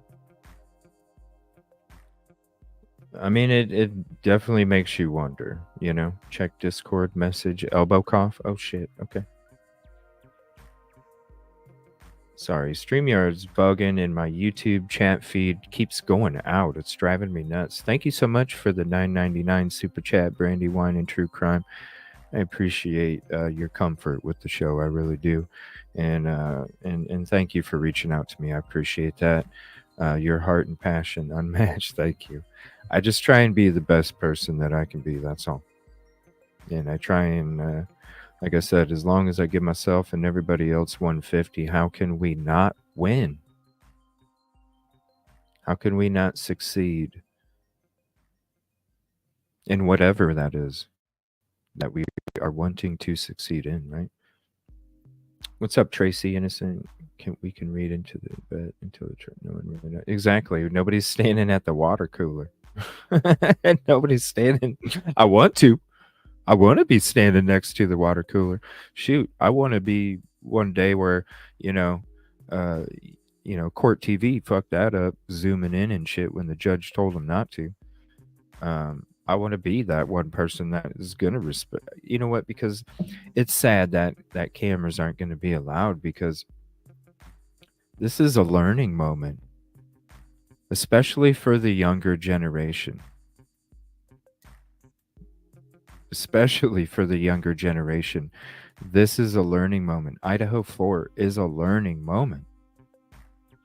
So why wouldn't you want that televised? Why wouldn't you want access? I understand, we're living in a social media world, courts. You know what I'm saying? Like, I understand, but we're living in a different world. This is a teaching moment for the younger generation on either side. On either side. I feel like so much could be accomplished more for community, for the future, for the generations to come, for everything, if this was televised and opened. And it sucks. It really sucks, because I was really hoping. I was doing everything I could, because I knew Judge was out there watching YouTube. And I wanted to see, look, man, I'm one fucking channel that's throwing the fucking coffee cup up. When I see the zoom in, like Judge doesn't want you, I'm throwing that fucking coffee cup up. But it wasn't good enough.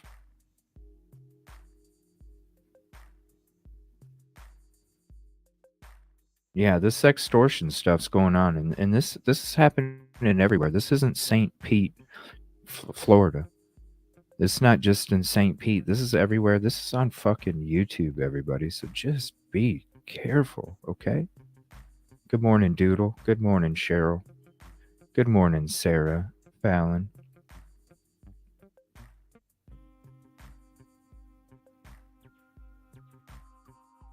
What's up, Sarah? Right letter straight up. Yeah, it doesn't work that way, though, So we just got to wait for the trial, and hopefully the trial takes place, and hopefully the right, whatever it is, whether it's innocent or guilty. You don't want an innocent man getting convicted and sent, and you don't want a guilty man being set free. And that's the most important thing of it. All right, we're going to go back to this press conference here. Thank you, everybody. Let me see here. Oh gosh, I missed this. I'm sorry, LA. Thank you for the 1999 super chat. Thank you for being honest and authentic, CJ. I can relate to so much you said. You're the best. You're the best. Ever since you came into the channel, you've been very positive, and I appreciate that. Unfortunately, with the way things go with trolls and trolls, sometimes we always have to have a side eye on anybody. And that's the unfortunate part of it, but it's to protect you as well. And so I just want to thank you, since you came in, and any of the new people that come in, thank you for your positivity. Thank you for your peace. Thank you for your progress. Thank you for contributing to the atmosphere that we're trying to create and maintain for others, because it's not about me. This show isn't about me. This show is about us. It's about everybody.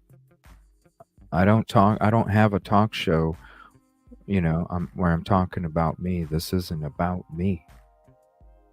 I don't do it for me. I do it for me and you and everybody else that comes in here. It's for everybody. So thank you so much. And why is it not showing me gifted memberships on StreamYard? So I apologize. It shows me this Thank you so much. Why is StreamYard not? Are we having more? It's the YouTube StreamYard thing is just getting worse every day, everybody. What the hell? It's not even showing. Well, thank you so much, P Fox. I appreciate that. That sucks that it's not showing. If you don't have a membership and you don't have the availability to purchase one, definitely click that gift box up there in the top left of the chat and turn your settings to allow gifts to on. And you could be one that's gifted in the future. I appreciate the people that do gift the subs because it is exciting. It's like Christmas when you can be excited for giving others a present and they can be excited for receiving as well. It's that 150. It's that desire and that atmosphere to, if you're pay it forward, it's that kind of energy, and definitely appreciate you, P Fox, so much. And she's an awesome mod too. Definitely show all the love to the mods because without them I wouldn't even be able to do the show and bring you what I can bring you. There's another fire tie right there. Look at that. That's my favorite color. I got me a new hoodie a couple days ago that was that baby blue. I love that color. On social media so everyone will know what you're doing. What we've seen is thousands and thousands of dollars being spent now where the victims do not want their new pictures posted on social media, so they will pay that. We have one case here in St. Pete where a guy paid back a person more than $10,000 in 2 months so they would not post his picture on social media. And then after he stopped making a payment, the bad person went ahead and did post their social media picture on social media. In June, we sent out a public information about what we saw, the increase in the crime. And then luckily our federal partners picked up on this and they said, this is just not a St. Pete problem. This is a national problem. The Special Agent Walker and his group met with us and we see how we could address this issue. What I'm going to do right now is show you a public service announcement that our federal partners have developed.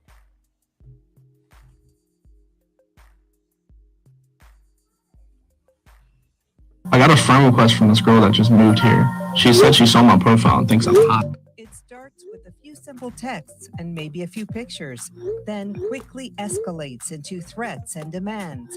They said if I don't send them money, my family and friends will get the pictures. It's called sextortion.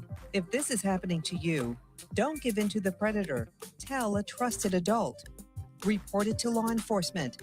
Remember, you are not in trouble. You are not alone.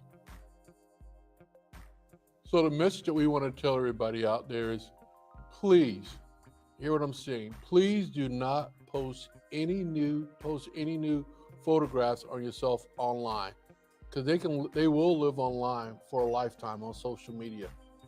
With that, I'll introduce you to you, Special Agent in Charge, Mr. David Walker. Morning, everybody. Chief Holloway, thank you for your partnership and your commitment to keeping the community safe. So what we're seeing nationwide is a rise in organized, what we're calling sextortion, right? And the fact pattern is always very similar. It's generally the victims, and let me be clear, anyone can be a victim, but the traditional victims are young males, often 13 to 17 years old. They get online, they start communicating on these social apps, they encounter who they think is a similar aged female. There's a little bit of a flirting, a back and forth, and then eventually the female asks for revealing photos. At that point, once the male sends it, it's identified that it's not a female, but often an organized criminal gang that is now going to start extorting that young male for money. I think what makes it more insidious is we're seeing the victims are getting younger and younger, right? So 13 years old is not unusual at this case. In the last week alone, the FBI has opened 15 new cases like this. And let me be very clear, this is organized. So there are gangs, oftentimes outside the purview of the United States, that are trolling on the internet looking for these kind of victims to lure them in. Echoing what Chief Holloway said, some best practices. For young people, please do not send naked photos, right? If someone you're communicating with online, you think you've made a friendship is asking for that, I think it's more than likely it may be a criminal gang trying to use that to extort you. And the second thing I would say to parents is have that conversation with your children, right? And that can be an awkward conversation. And you may think, hey, my child's only 13 years old, but anybody who's using the internet could potentially be a victim. And the best way to prevent this crime is to make sure it doesn't occur. So with that, we'll open it for you if you have any questions.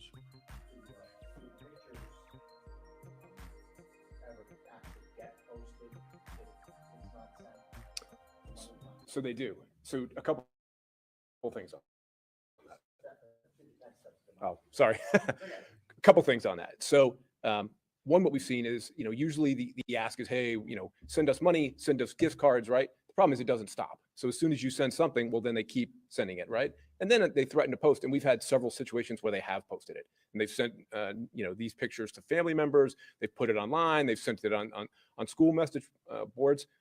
It's gotten so bad that we've actually had several suicides before we were aware of it because the victims were so distraught. Can you describe exactly what extortion is in a criminal sense when flirtation goes to an actual crime that can be charged by law enforcement? So once we get to the point where, this is no longer a social engagement, but they're using those photos to force people to pay, with the threat of posting it and embarrass, we've got a sextortion screen. When you talk about these criminal gangs, is this something within the U.S.? Is this coming from outside the country? These organized criminals are doing this? So both. Yeah, It's all not over. unique to Come on one now. area, but we have seen All over. multiple outside the country. I mean, anyone who uses the internet can figure out how to scheme people. We recently had a big arrest, a bunch individuals out of Nigeria, but it's not exclusive to Nigeria anywhere, right? There are predators on the internet that are always looking to find victims and shake them for money. One of the victims that you're talking about, are these in the Bay Area, or do they just reach around Central Florida, or can you talk about the geography of it here? So, I mean, victims could be anywhere, right? So the internet is everywhere. So there are victims here, in St. Pete in the Bay Area, but there are also victims nationwide. This is not an issue limited to St. Pete. It is truly an American threat. Can you talk about any numbers in the Bay Area? Is there just one case in St. Pete, or are you aware of any others in there? No, there's 15 alone that we've looked at in the last week here. So you can imagine how many there are nationwide, right? Do you find that once people pay, do they then want more money after that, or is it usually like a one-time thing? So we're dealing with criminals, right? It's not a one-time pay. In fact, we've got multiple cases where I can think of one case that I've heard where I think it was a 15-year-old male and he had paid $15,000. And it was not at once. It was like, hey, we need another $300. Like once they get their hooks into these victims, especially victims that are embarrassed and they're young and they don't want to come forward and they don't know what to do, they'll just keep trying to suck them dry. Chief, can you explain for someone out there who is a victim of this, that it is okay to come forward, that they are a victim, and how do you tell people to get over the embarrassment that they have having filed a police report? And that's a great question. You're right. Get over being embarrassed, because they're taking money from you. They're going to keep taking money from you until you say you don't have any more money, and they're going to post the pictures anyway. So what we want you to do is, once you realize that you are a victim to this, is contact your police department or contact the federal government, and as I said, save everything. Save all the information that you've been sending to bank accounts, because we're going to need all that so we can trace the person. And like the especially in charge is saying, and for the parents to have that tough conversation so the child can go and say, hey, mom, look, this person has done this to me. Because we've seen at our department, we've seen as young as 9 years of age a kid being extorted. Do the pictures ever actually get scrubbed? Do you get the money back? I mean, any of those, is there any recovery from sending pictures out? And like I said, once you post your pictures online, they're online for life. You're not going to get those pictures down. As far as getting the money back, I don't think you're going to get the money back. So, I mean, think of it as like this is a true national problem, so it's going to take a national solution. So like Chief is saying, we're going to have victims in in the Bay Area, but a lot of times the subjects aren't here, right? And so we're going to try to make those arrests, and when we make those arrests, we're going to try to do asset recovery, right? But you know, it doesn't always work that way. We don't always get it back, and for the victim that's paid and been embarrassed, I mean, getting their money back is probably the least restitution, right? Would you say it's almost always males that fall victim to this? Are there a lot of female victims as well across the country or even Bay Area? I mean, I think anyone who uses the internet can be a victim, right? It seems like the vast majority we're seeing is young males. They seem to be more vulnerable to falling into this. I don't know why. That just seems to be the demographic that most often gets caught up. Do you have, even if it's just like a ballpark, do you have like an estimated percentage increase, or say like, you know, in the region we've seen an increase X%? So I can't give you a hard number, but what I can see is a huge spike, right? Like, you know, it went from 1 or 2 cases to suddenly like we're seeing a flurry of cases. And I think that's probably a combination of, again, some of these criminal organizations getting more organized and also realizing, hey, this is a pretty good racket. And also people starting to report it and realizing, okay, and maybe that's the point of getting it out there is, hey, if this is happening to you, let us know because we want to help. A lot of people, when they do things online, they think that they can't be traced, they can't be found, they're hidden. How do you trace somebody, especially to Nigeria? And what are your possible, I know they're going to be extradited, what are your possible handlings or charges? So, I mean, I'm certainly not a cyber expert, but watching how they're going to track the IPs, they're going to go back through the servers. I mean, just typical cyber forensics. And then a lot of it is going to be working with those foreign governments, right, to get extradition orders, to work with them to get charges. But we have had some success with it. I will say it's a lot harder when it's not a criminal in the United States, but that doesn't mean we can't get it done. Can you talk about just, sometimes this also happens with people, I know a lot of times when we see these cases, extortion cases come through, the arrest, it always seems to be a lot of times the person knew the person from either a relationship or a dating, and they give those pictures out via text or ever, and then they get turned around to use it, but people don't want to come forward because of that embarrassment that they don't want that message that someone's extorting them. Yeah, and I think sextortion takes different forms, right? So you can have that form where it was a former partner, a former individual you had a relationship, and now afterwards, you see that. But what we're talking today isn't really that, right? These aren't people that necessarily knew each other. This isn't high school classmates that they're having a relationship and one's embarrassing the other. This is somebody who's meeting somebody online, who is falsely putting themselves out as being a female, and then luring them, and for the specific reason of extortion. Excuse me? Have you seen any arrests made ever? Of subjects? Yeah. Absolutely. How recently? Within the last month.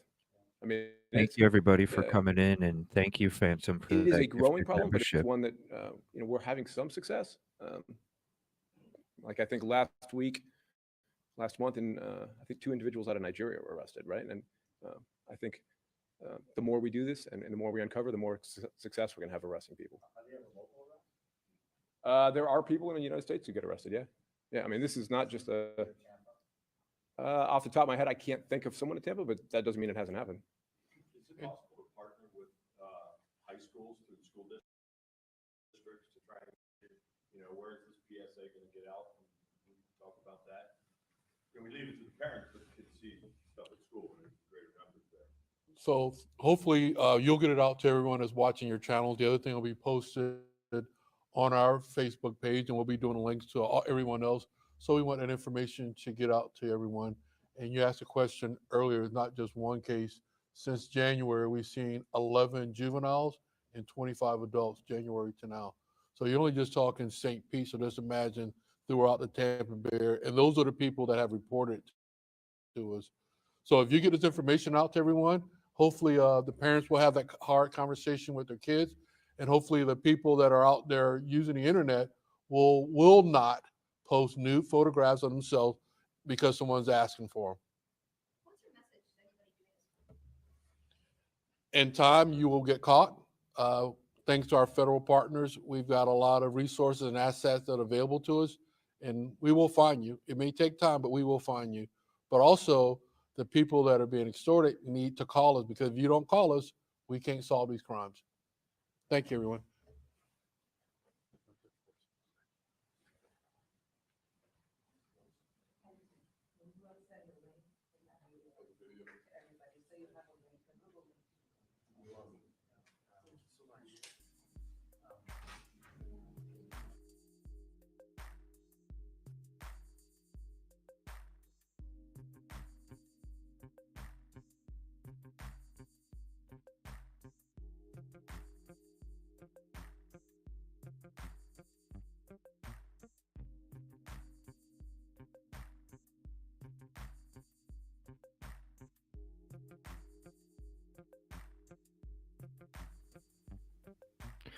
Sorry, running a live show with StreamYard buggy ass can be a little difficult sometimes.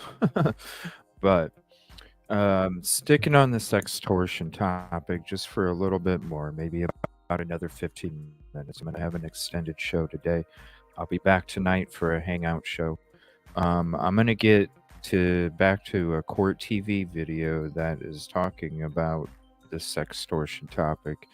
It needs to be put out there. People need to be aware. People need to be aware. Please be safe, especially here on YouTube, okay? Thank you, everybody, for coming in. Thank you for the gifted memberships. I'm sorry. It is great to see. Sorry the chat isn't showing up like it's supposed to. Julie Grant sitting in tonight for Vinnie Politan. We begin this hour with Michigan teenager Jordan DeMay. Have you heard about this case? He tragically took his own life last year after becoming the victim of a sextortion scheme. The U.S. Attorney's Office says that sexual extortion or sextortion is a crime that can take many forms. Through various ruses and exploits, victims are lured to share compromising images or engage Thank you, everybody, in for coming in. compromising conversations. In all cases, the perpetrators use embarrassment and shame with a threat of disclosure to leverage what they want. The sextortion can then cause enormous stress and crisis for victims. And in May of this year, a federal grand jury indicted 3 men for their involvement in this particular scheme, as well as more than 100 others for other instances. Now, 2 of the men, brothers Samuel Ogoshi and Samson Ogoshi, have been extradited to the United States to face charges here. Our Scripps local affiliate, WXMI, has more.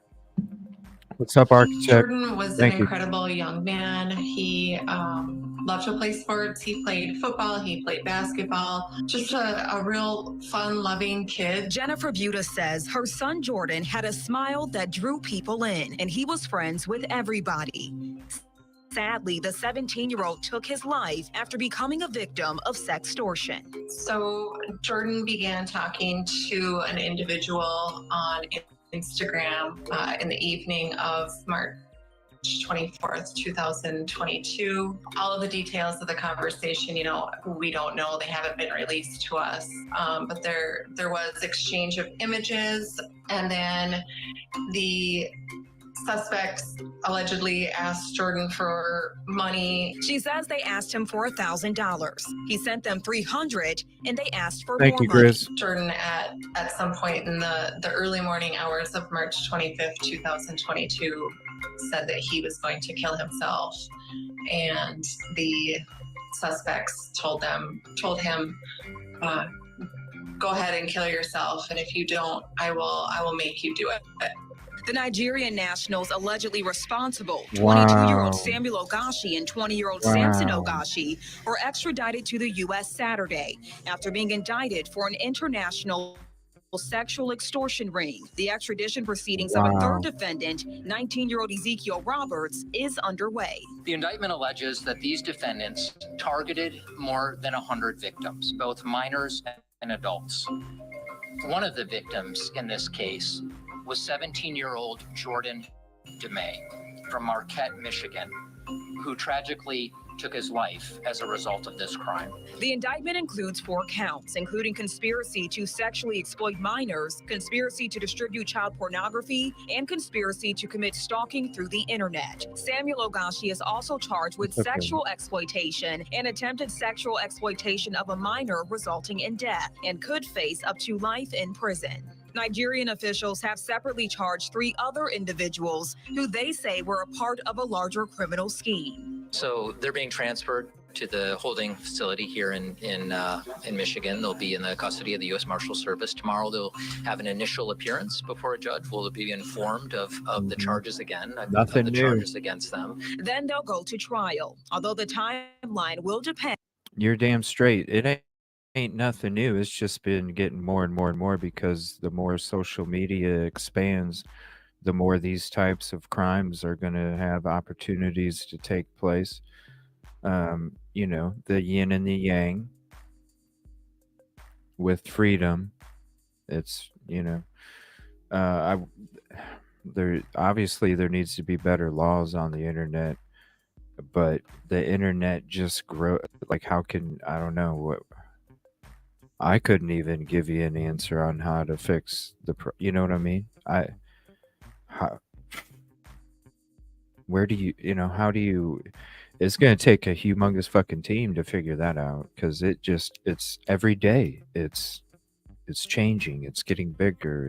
It's you know, the tide goes one, then it changes here. It's a constant, you know. You really got to get a think tank together, really, to figure it out, because you know, the more that it takes place, the more these opportunities are available to happen. It is nothing new. It just happens more and more now, and it's unfortunate. And on a judge. I am very, very grateful to our government, our FBI, their counterparts in Nigeria, for the work that they did to make this happen and bring these individuals over here, where they can, you know, face our justice system with their charges.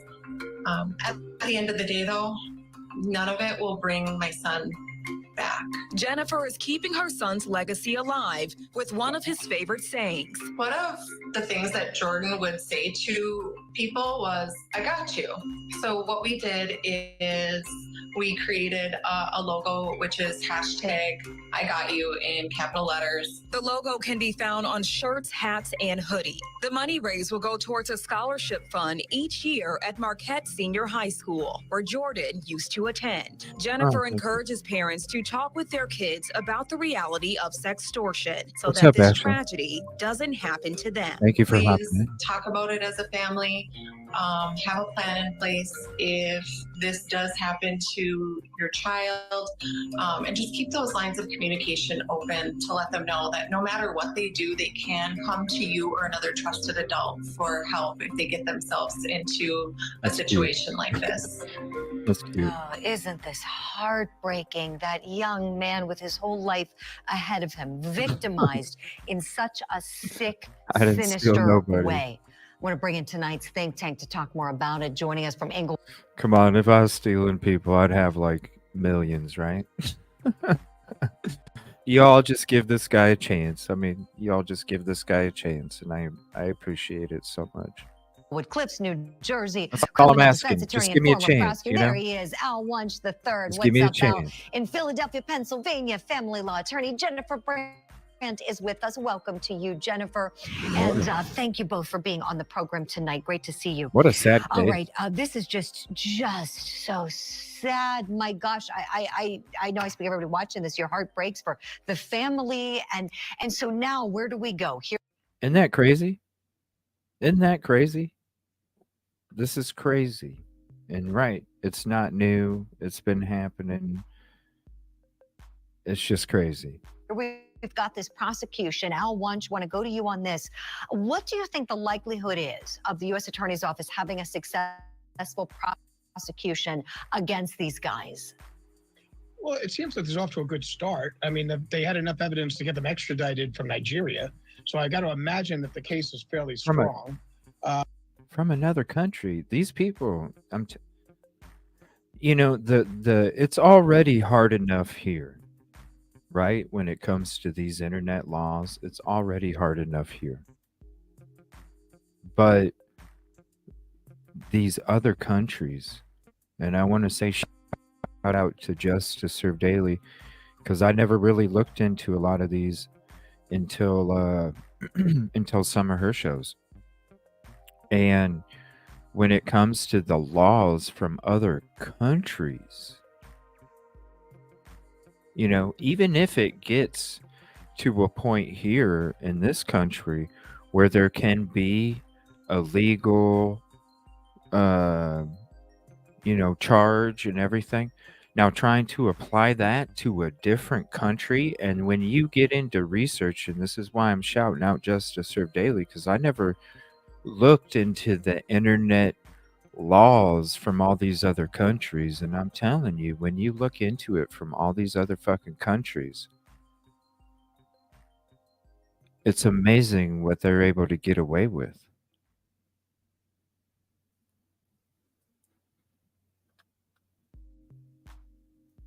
So the fact that they actually got 2 men extradited, that's some major fucking news. That's And some it's nice to see that major news. Nigeria has assisted us with this and is looking into it a little bit further. Thank Because God, this is horrific. right? This is a beautiful family, a beautiful young man, and just getting ready to go to college, for God's sakes, and just put to a position where he ended up killing himself because of these horrendous individuals who decided to sexually extort him. I mean, I think the charges are not even enough. I mean, Yeah. as far as I'm concerned, these people should never see the light of day again. I'm with you, Al. I'm with you. Throw the book at these guys.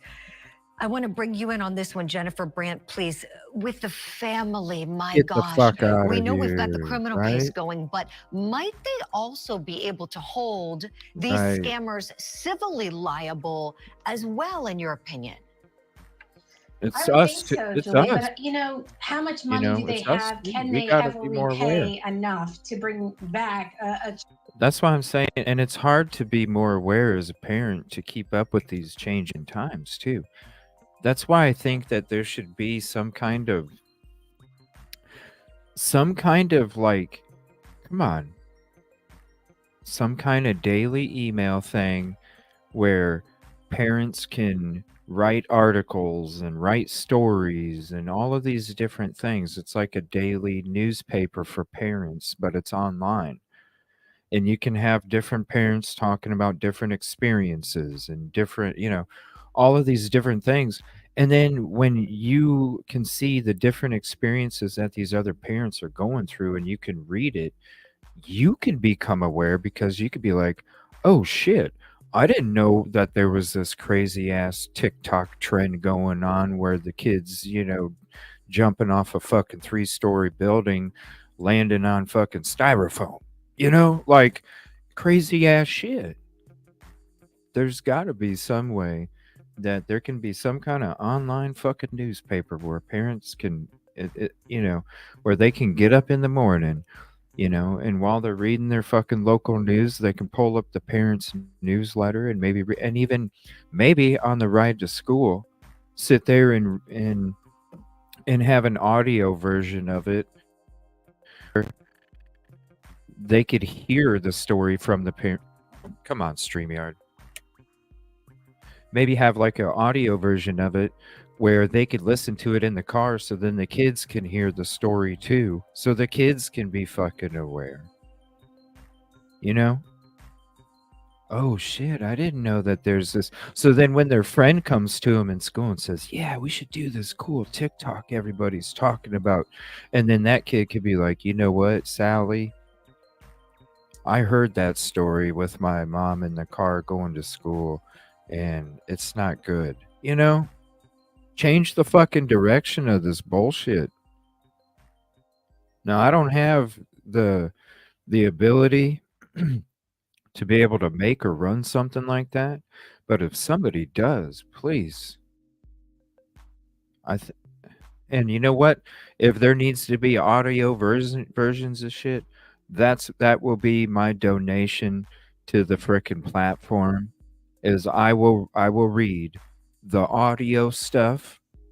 So then that way, if they're riding in the frickin' car and they need to hear it because single mom can't read it to her daughter and she doesn't have time, but they need to hear this story, I will donate my damn time to read these frickin' articles or whatever they want to talk about. So that way they can keep their eye on the road, but they can hear this stuff like this. I don't know. Whoever can make that platform, please do, and reach out to me. I'll do it. Sorry, I keep going on these things, but damn. Child who killed himself. I mean, they should be criminally prosecuted, and they should be held out as an example to other families, to other people, as to what can happen when kids are vulnerable on the internet and enter into these kind of discussions with unknown people. Let's do it. It's as that mom pointed out, A so parent's tragic that she lost her newsletter, son, you know? but begging parents to please talk with their Call it Parents Today. And that's what every single day or whatever, Parents Weekly, Parents Today, something, because there's imagine not this graphic, but like getting, come on, we spend so much time driving here, there, here, there, here, there. We can take a 10-minute freaking audio and you can listen to it on the way to cheerleading practice or the way to a football game or whatever. Going to the grocery store while you're in the grocery store, something. their kids, and make sure that these kind of things Let's don't do it. happen to other families. Make sure kids are educated, that they just can't Yeah. speak to people on the internet, no matter how innocent it seems, and no matter who they may think they're speaking with.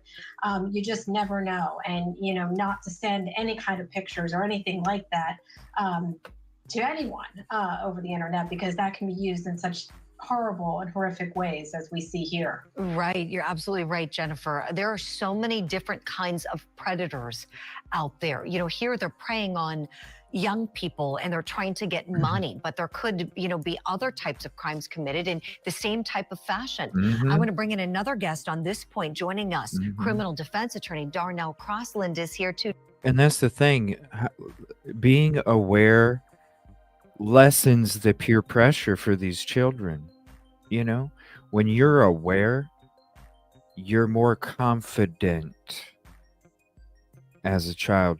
You are able to respond with what you believe in instead of being subdued to peer pressure because of lack of information.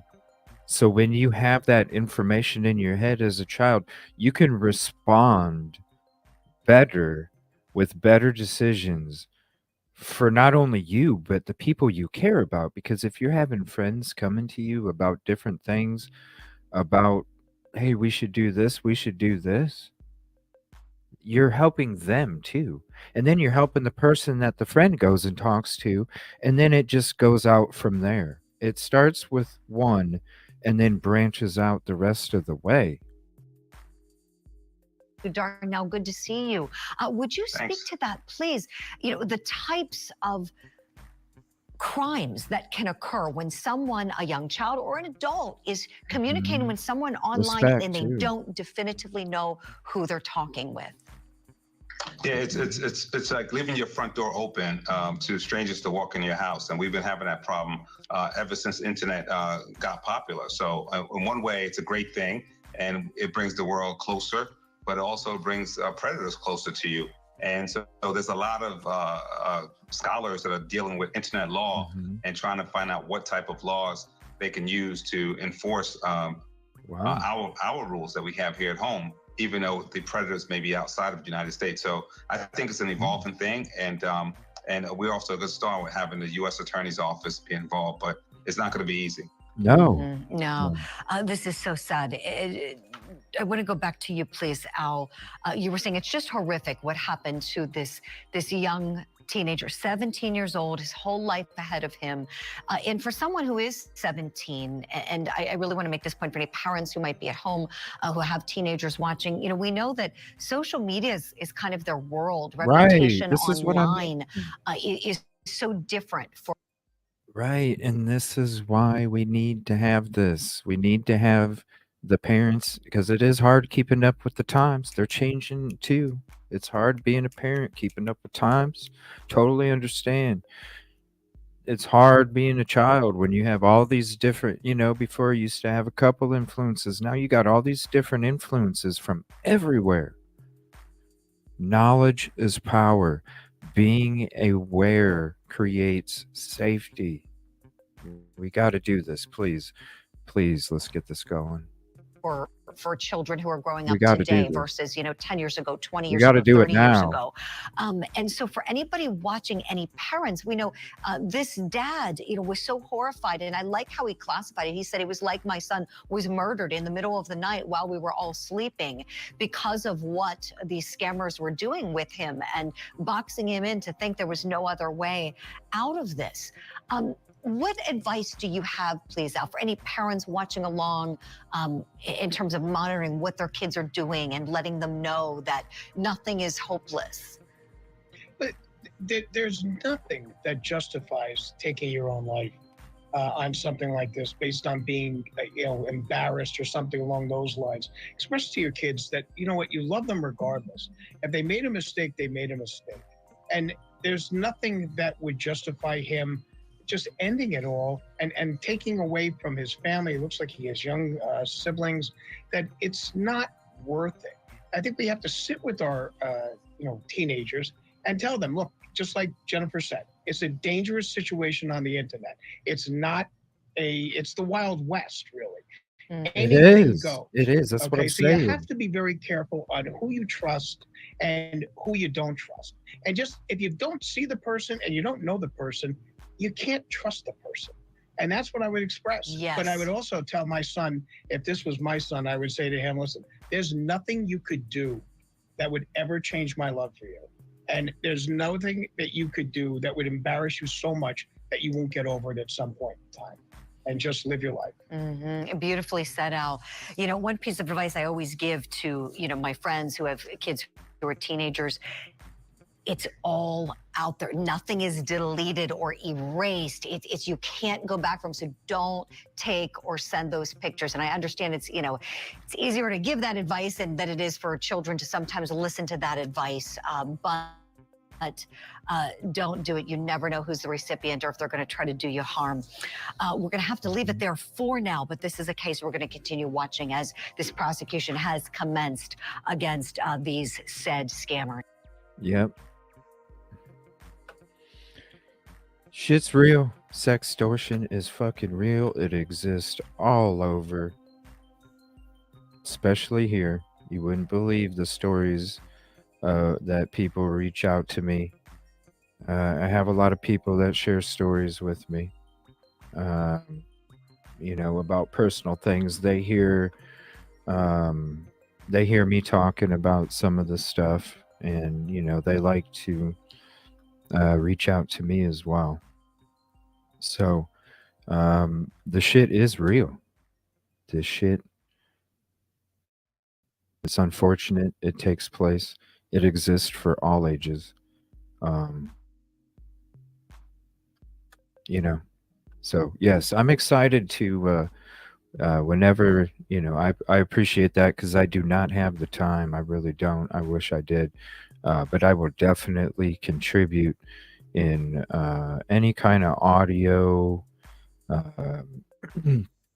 audio versions of stories. That way, if they're single parents, and they don't have time to read, they do have time to listen. I'm definitely down to provide whatever audio clips for whatever article.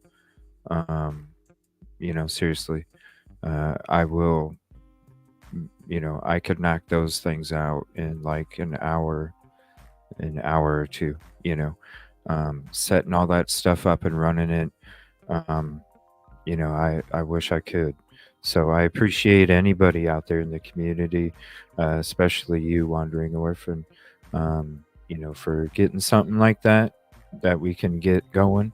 And I will definitely contribute. You guys want me to do these the reading of things and stuff like that. So it's like, what? I think that'd be perfect. Then I don't have to worry about trying to, I can do something for a purpose. I don't care to be compensated for it. And it's something that, other people, if you want to hear me read something, go listen to me read some of these articles. We just need to spread awareness when it comes to this shit because it is fucking crazy.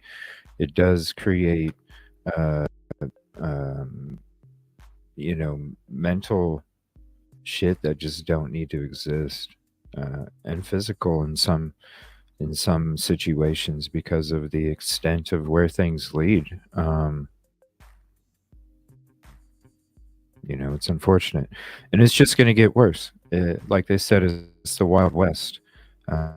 It's definitely going to take a think tank of people to be able to figure out, uh, how to combat all of this stuff. But it's going to be something that gets worse and worse and worse as it grows and grows and grows, and that's why we need to do something now. So I think some kind of parents, weekly newsletter, whatever, something. We got to do something where, parents can go check, because maybe, when other parents can share experiences before another parent gets put in the position to be in their position, it's about, it's about the future as well. So, we all have a story to tell, and it can make a big difference for somebody, even if it's just one person. It can definitely make a good. I can get good at Photoshop.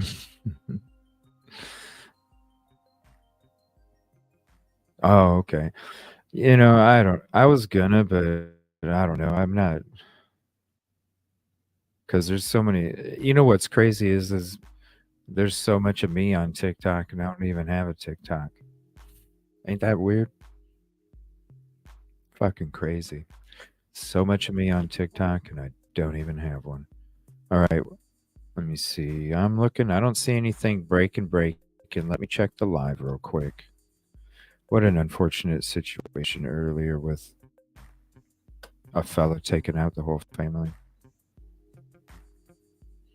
All right, let me see here. Kidding. All right, I'm not seeing anything. Just double checking. I'm going to open up panel. Put the link out there in a second.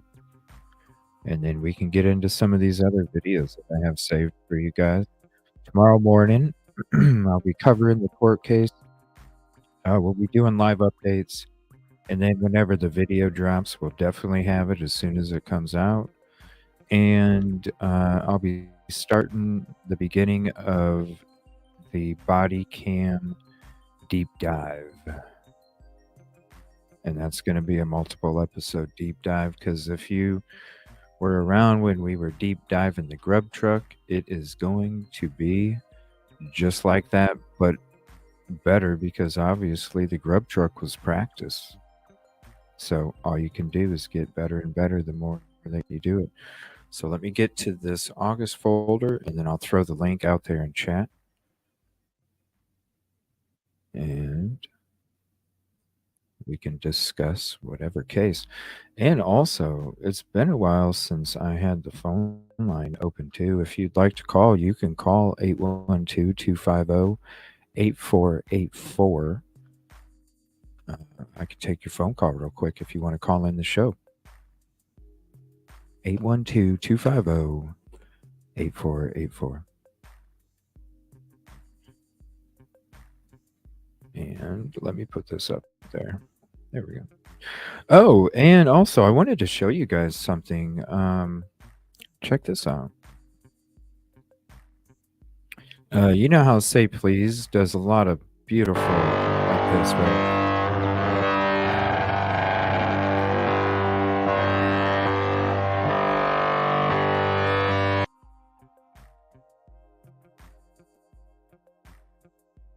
A lot of amazing work for the show. The banner that you see here, I want to say thank you so much. There's something else that I got sent and I wanted to share it with you guys. Where did it go?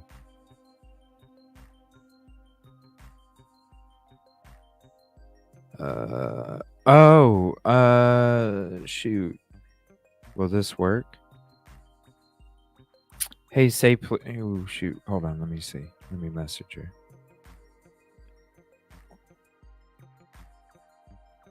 Is it? Let me see.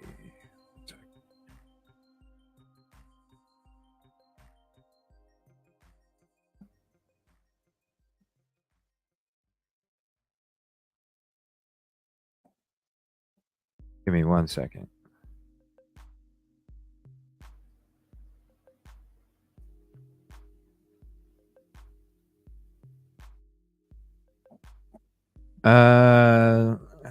Ooh. I like them. Let's see. Whoops, sorry. Sitting here responding to her. All right. Put that back there. Okay. Sorry about that. All right. So let me put the link to the panel out there and we will get into the folder. And I'm going to be showing you something here shortly. I just hit her back on Discord.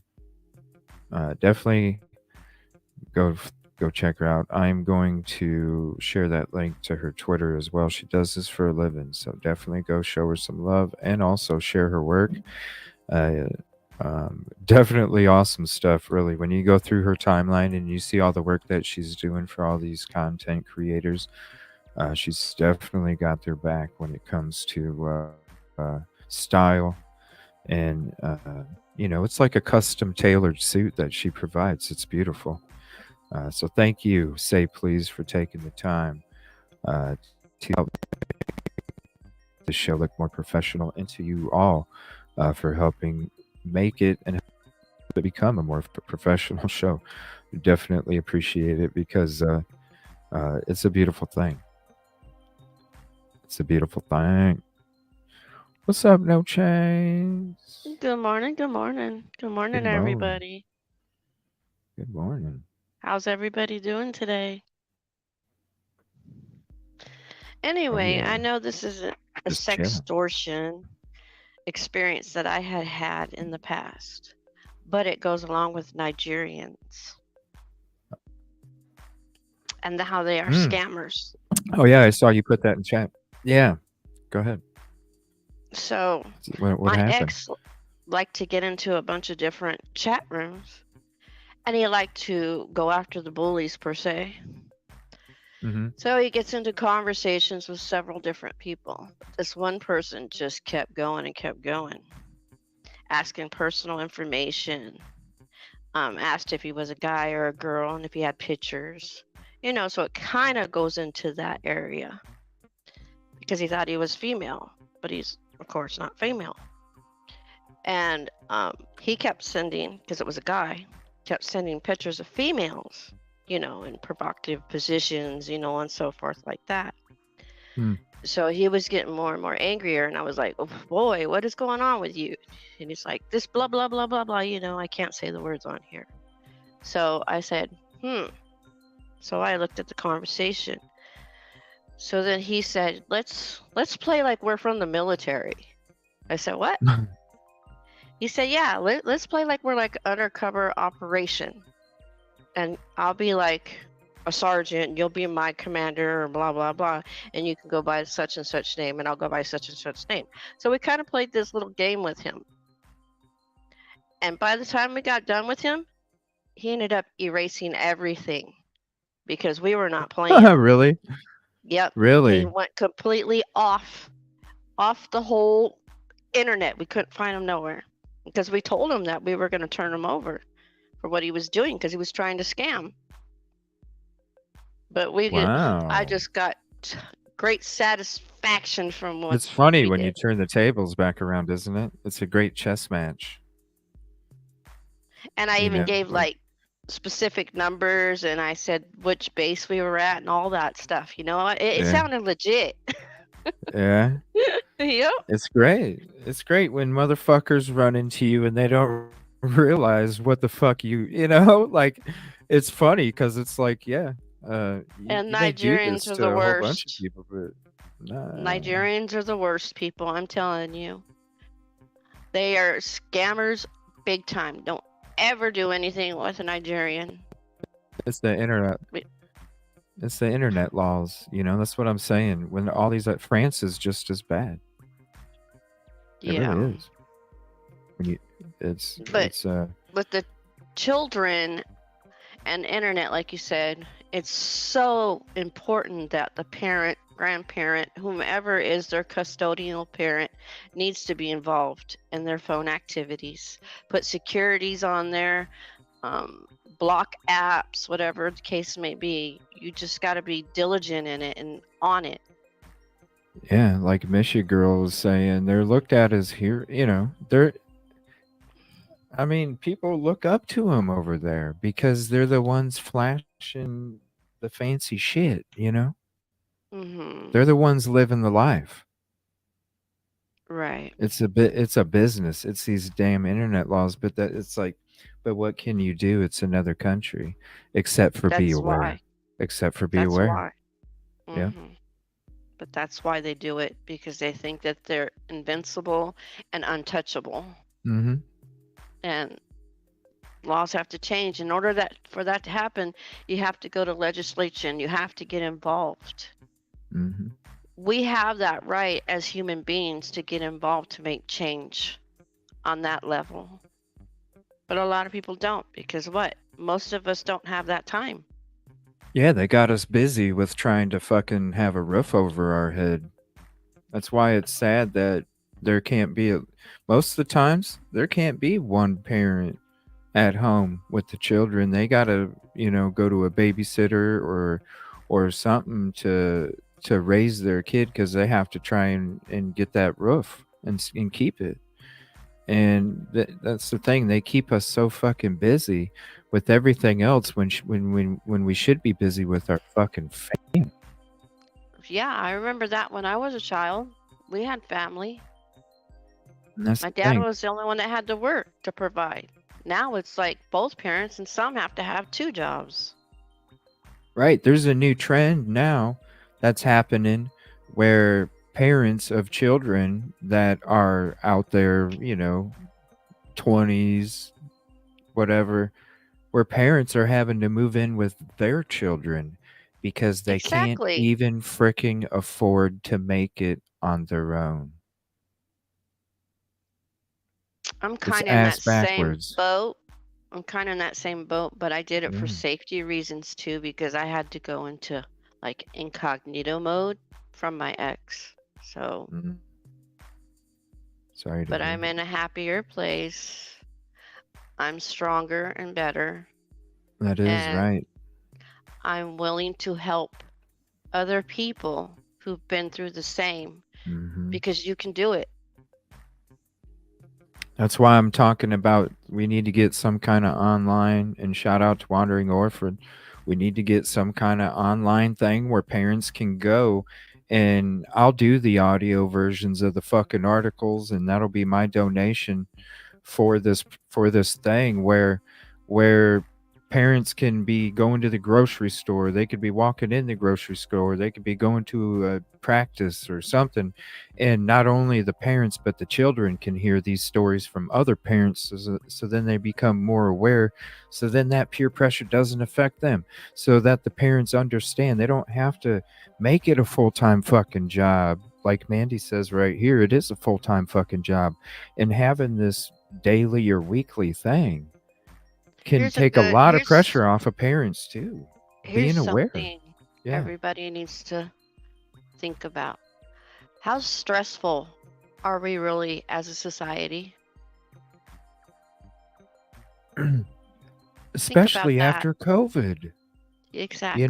We're already it's a crazy Look, fucking world. look how long it takes for people to get in to be seen by a counselor. If they even can. Yes, it's sad.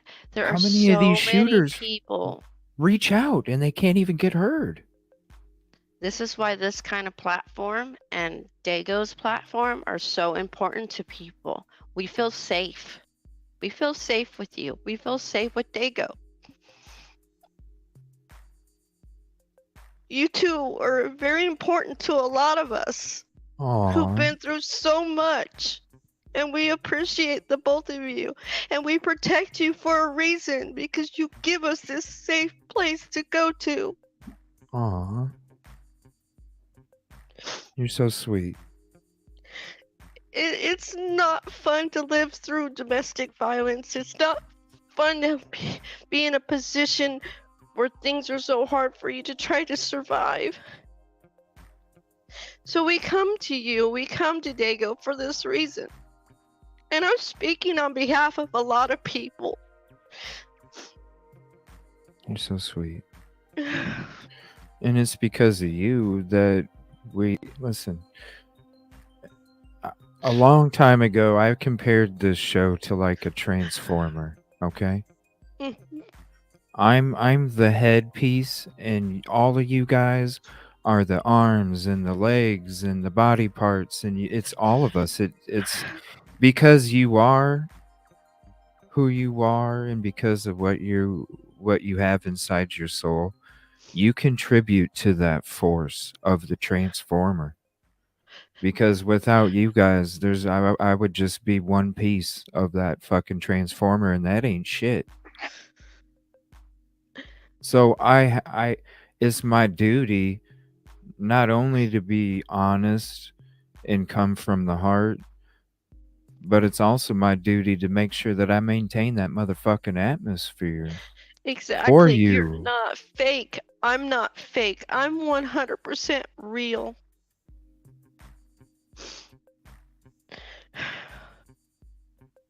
Thank you so much for saying that. It's important. People need You to know, hear it. You guys are all just as important too. we go through it. I mean, you wouldn't believe, there's a lot of negativity out there, and as much as you guys are exposed to, we're exposed to tenfold. Look at all your And comments, honey. Look at your comments. Everybody is in agreement. You are amazing. Dago is amazing. You guys deserve so many more subs. I just don't get why YouTube doesn't allow it. it's because we're not We're about peace, positivity, and progress. we're not 100 all day. just because we're rowing with different equipment doesn't mean we can't make it to the finish line, And we all have to work together to make it a better day. I Right. love to make people smile. I really do. Even if it's a corny joke or a funny look, anything just to get somebody to get that frown into a smile makes me happy. And I research. That's what I do. I love researching. I love knowledge. Oh, people, you don't have to cry. I don't mean to make you cry. It's just the truth. I'm here to speak truth. I'm here to find truth. I'm here to get justice. In any case that we do. I appreciate you so much. I really do. Thank you, CJ. I appreciate you more. No, we could have that 150 battle all day, and we would just come to an agreement of a disagreement, because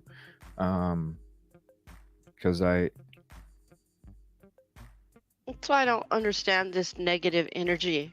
It hurts me to my core when people come in and talk smack or start chaos on purpose. For what reason? Just because you're not happy? Well, I'm sorry that you're not happy.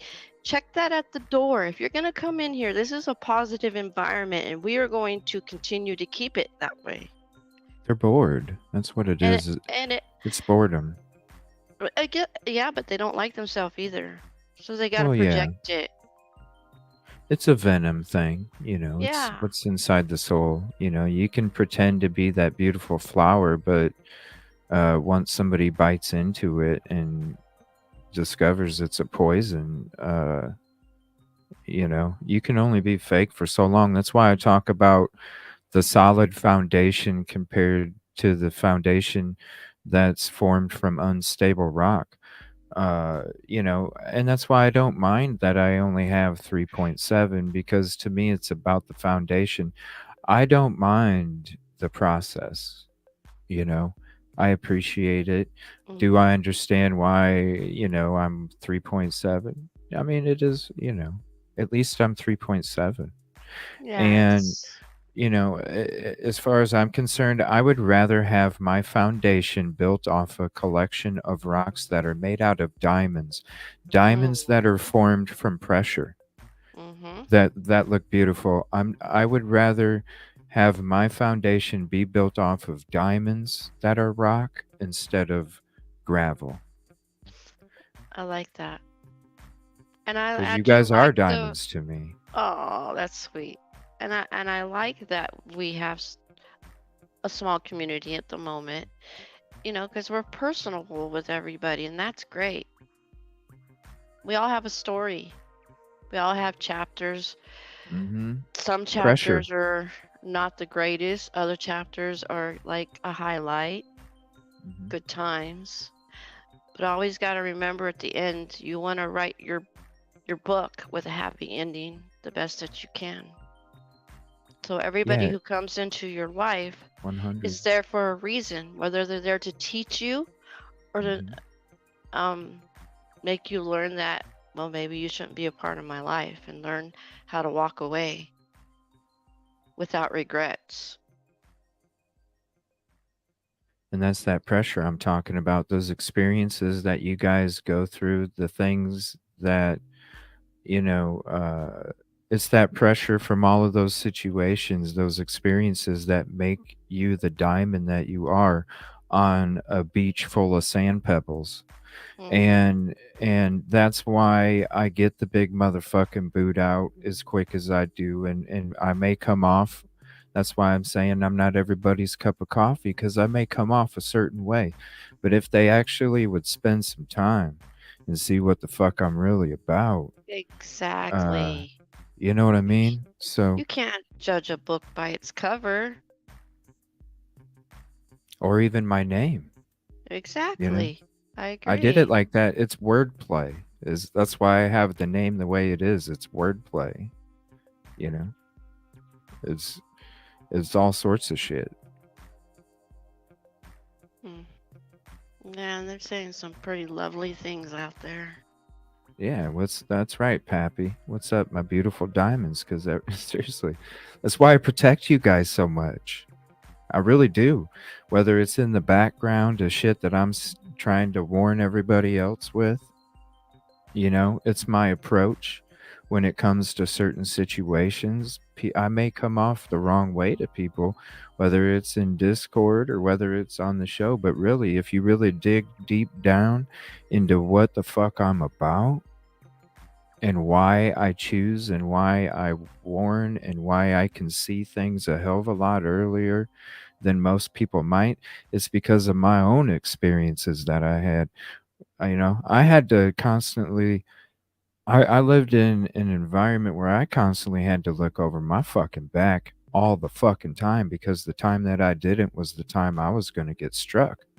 Oh my gosh, CJ, horrible. So when you're in that situation, your whole fucking life, whether it's from, early childhood all the way through, late teens, because of different situations, whether it's the environment or stuff that took place at home. It was 100. Always had to keep my head on a motherfucking swivel. So people don't understand. I see shit. YouTube is its own thing, but what it is it's real life. And when you apply real life to real life, there's things that you can see way ahead of time because you've already been around. You already know what the fuck goes down. And that's why when people come in here, and that's why I always ask you guys to trust me. Really, just trust me. If I'm thinking, if I'm telling you something in the show and I'm trying to give you a heads up without, just straight up putting it out there, You do it in a like, roundabout way. yeah, you gotta trust me. You know what I'm saying? Because I'm not gonna, like, you guys, your comfort and your existence in this community is so important to me. I would never, ever, ever, ever lead you guys down a path that's gonna do anything got but a be super about that chat. peace, positivity, and progress. That's correct. You got a So super chat, by the way. thank you, Canadian True Crime Buff. CJ and No Change, you were both shiny diamonds in our life. I appreciate you both so much. You both, everybody, you too, Canadian. All The of you. amount of support that Canadian true crime buff spreads throughout this whole community is amazing too. And just being a part of the community, even if you can't super chat or super sticker or anything, just being a part, just chatting with the community is paying it forward. You're all a blessing. All of you. All of you are diamonds. That's why I That's right. protect you guys so much. That's why sometimes it be like, damn, CJ ain't fucking playing. You guys know why I'm not playing. Because I'm worried about you. Intuition is very important. We have it for a It reason. is. And I'm glad that I'm in the position that I'm in because I have a shit ton of intuition. I see And that. it's my responsibility to protect you because that's ever since I was a little kid, I was that dude that protected people from bullies. I love I how was you that always dude. ask. You always ask the mods in Discord, what do we think? I love that about you too. What do you think I should do? That's important because you're getting feedback. Because I'm not 100% right all the time. Yep. It's teamwork. Working together.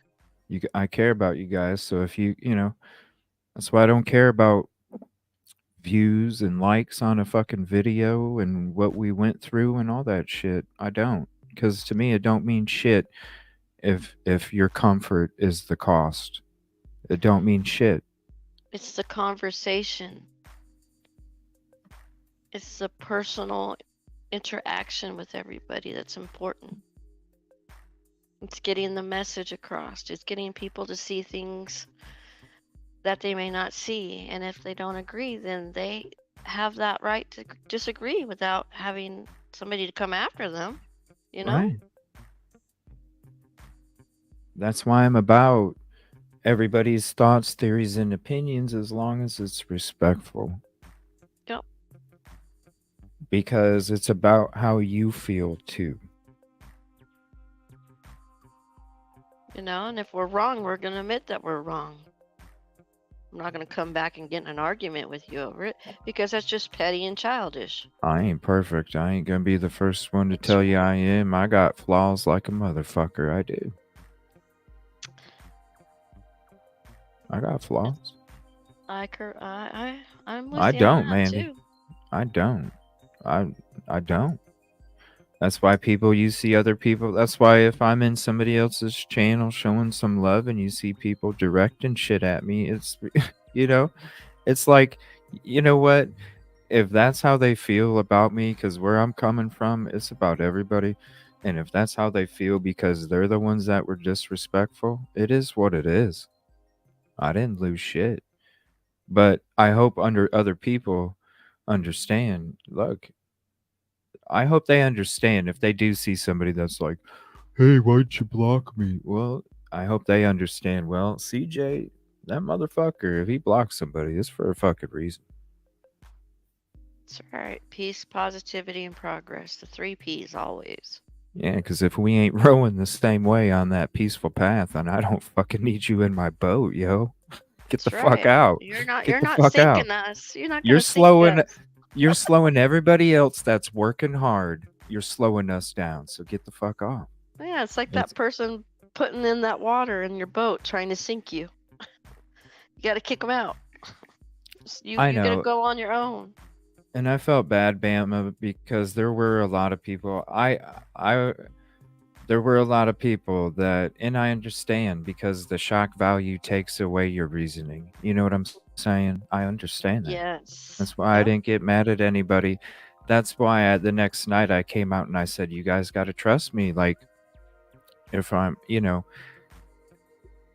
saying some shit like, oh, no, you seem like, but at the same time, it's like, okay, that's why I allowed this person to have this conversation, because everybody in chat was like, they've been on other panels. They're legit. You know, they got a story to tell and all these other things. And I'm like, I need to put this shit to a stop right now, because the fact that people that I care about think that this is possibly true, I need to stop it. And I'm glad that everybody was up there with me on panel, because it was a team effort, you Mm-hmm. know. Yeah, I definitely could have did it on my own. I don't know if I would have got as far with them opening up the story, because I probably would have been just a slight more aggressive. Um, so it was nice it being a team effort, and so I want to thank everybody else that was up there with me. Um, that was there during that, and not only that, but when Dago went through the video again the next day Mm-hmm. during his show, and also thank Dago for allowing me to be on panel that day, because I felt like I needed to defend myself because of all of the hate that I was getting from And I for basically calling out bullshit. Because if you watch the whole conversation, you'll see at the end, I'm like, there's no fucking way, dude. You'd be a star witness. There's no fucking way. that was So, had to and be I got a lot of hate. super. I got a lot. It's the most hate I ever got ever in my life. And that's no fucking lie. I was like, wow, people are actually writing like 5-page fucking letters expressing Wow. their hateful fucking venom to me and shit, Like 5 fucking page letters in email. Just for some Separate. I mean, reason, it was ridiculous. it kind of feels like it's orchestrated to a degree. I mean, it is. Hey, it's part of the job. That's what comes along with this shit. If you don't expect this shit to take place, then you're not suited for the job. This is part of it. You're going to get the hate like you get the love. And it's just a part of it. You have to be thick skinned. You have to know what the fuck you're about. You have to have a plan before you even put your foot outside the door. You really need to know what the fuck you're doing in order to make it. That's true. Because if you think you do, that's where shit's gonna happen, and all of a sudden that foundation has a crack in it. And I ain't about having no cracky foundation either. Nope, because it doesn't stand strong. No, I'm Doesn't waterproofing my support. shit. Yep, No. doesn't support. It's true. And then there's also bots too. You know that, right? Well, yeah, that's why I do the sub only, because that gets rid of a lot of them. So it's not that I don't want people to come in and be able to chat without subbing. It's just really, if you don't have sub only on, then you get like sexy.type.90, saying, hey, live cam. And or it's like, a no, fake that's you. Your own, crack his way. and it's not you. Right. Oh yeah, that one. Yeah. I've been everywhere, man. It's like, come on, man. And then these videos that people want to use 1996 video editing software to make somebody else's voice go over my lips. It's like really? Like, I'm sorry. I think everybody knows my damn voice. Who else has a voice like me? Exactly. I mean, come on. Right? I can't wait till you get the soundboard and you can all sit there and change your voice. Well, That'll be all awesome. of well, I'm ready to have the soundboard just for me to have my own sayings, because I'm gonna use my own shit on my soundboard. It's gonna have my own shit. Do your homework. Yeah, like do your homework. Yeah. Like I don't even have to. I could The be on more. mute. Yeah, I could be on mute and just somebody comes in, do your damn homework. Like just boom. That's what I'm interested. I want to do my own shit, like totally customized. And the more you need to know. Right. Like all these different things. I want to be able to make them on the fly. There you go. Crack is whack. That was from Whitney Houston, I think. But yeah, I wanna do my own thing, like my own. It's really just like stuff like that. Yeah, like don't be a pothole. Yeah, you get Behavement. you get some troll coming in and shit. It's like I'll just hit the button. Don't be a pothole. Or I could get the fuck out of here. I don't even have to. Yeah, it's beautiful. So we'll Get see. one that has a boot sound. Yeah, well, I mean, I got a lot of plans, and I'm just trying to decide. Like the green screen is one of the biggest issues I'm having and issue finding because I I'm not with what I want to do with my cameras. I can't find one that's big enough. Like it almost has to be its own wall, almost really. Yeah, it 'Cause- does. So. It does. And trying to find one that's you don't want to put two of them together because then you'll see the split. You don't want to paint the wall because then you have different lighting coming in, or having the lighting exactly right would be tough. It's a lot easier with the green screen to get the lighting right, but well, that's the thing. It's the lighting, Rach. It's the lighting. With the green screen, it actually like absorbs the light, so it's It's hard to explain. It's a work in progress right now. Yeah. I'm just trying to find it. I've been burned so many times on Amazon. I don't want to purchase because it's a big purchase, and I don't want to purchase that and get some bunk shit because I've been burned a lot on Amazon. So yeah. Yeah, you want to get Yeah, so the best. that's of the why. best if you're investing as this to be your future career. I wish. I mean, that's why I spent $50 on the background that I have now because it's like, you know what? I can't decide on this fucking green screen, so I'm just gonna black out my You walls. see what she says? Green What? tablecloths. She Yeah, I says know, but green tablecloths. it's the fabric and it's the fabric mixed with the tightness of it. It's the combination of because like with the green screen, that shit has to be like the exact same fucking color from bottom to one side to the other. Otherwise, that's why you see some people's green screen backgrounds kind of get like glitchy looking and shit like that. It's Right. because there's a very slight change in light. And Right. so with the fabric of the green screen fabric and then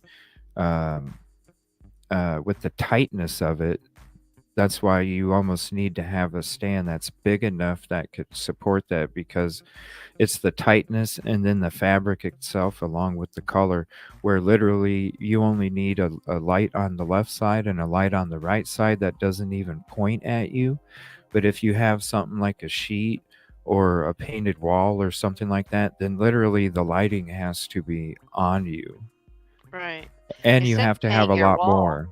They said Yeah, paint your wall it's green. the same thing. Yeah, it's the same thing. A projection Yeah, screen. it's the same thing. Yeah, it's because it could be no, that's what I mean. Like the lighting, you would have to have lighting. You would have to have triple the lighting to get all of the wall to be lit. You'd have at least have to have 4, and then 2 of those lights would have to be on you That sounds quite to balance expensive. it. Yeah.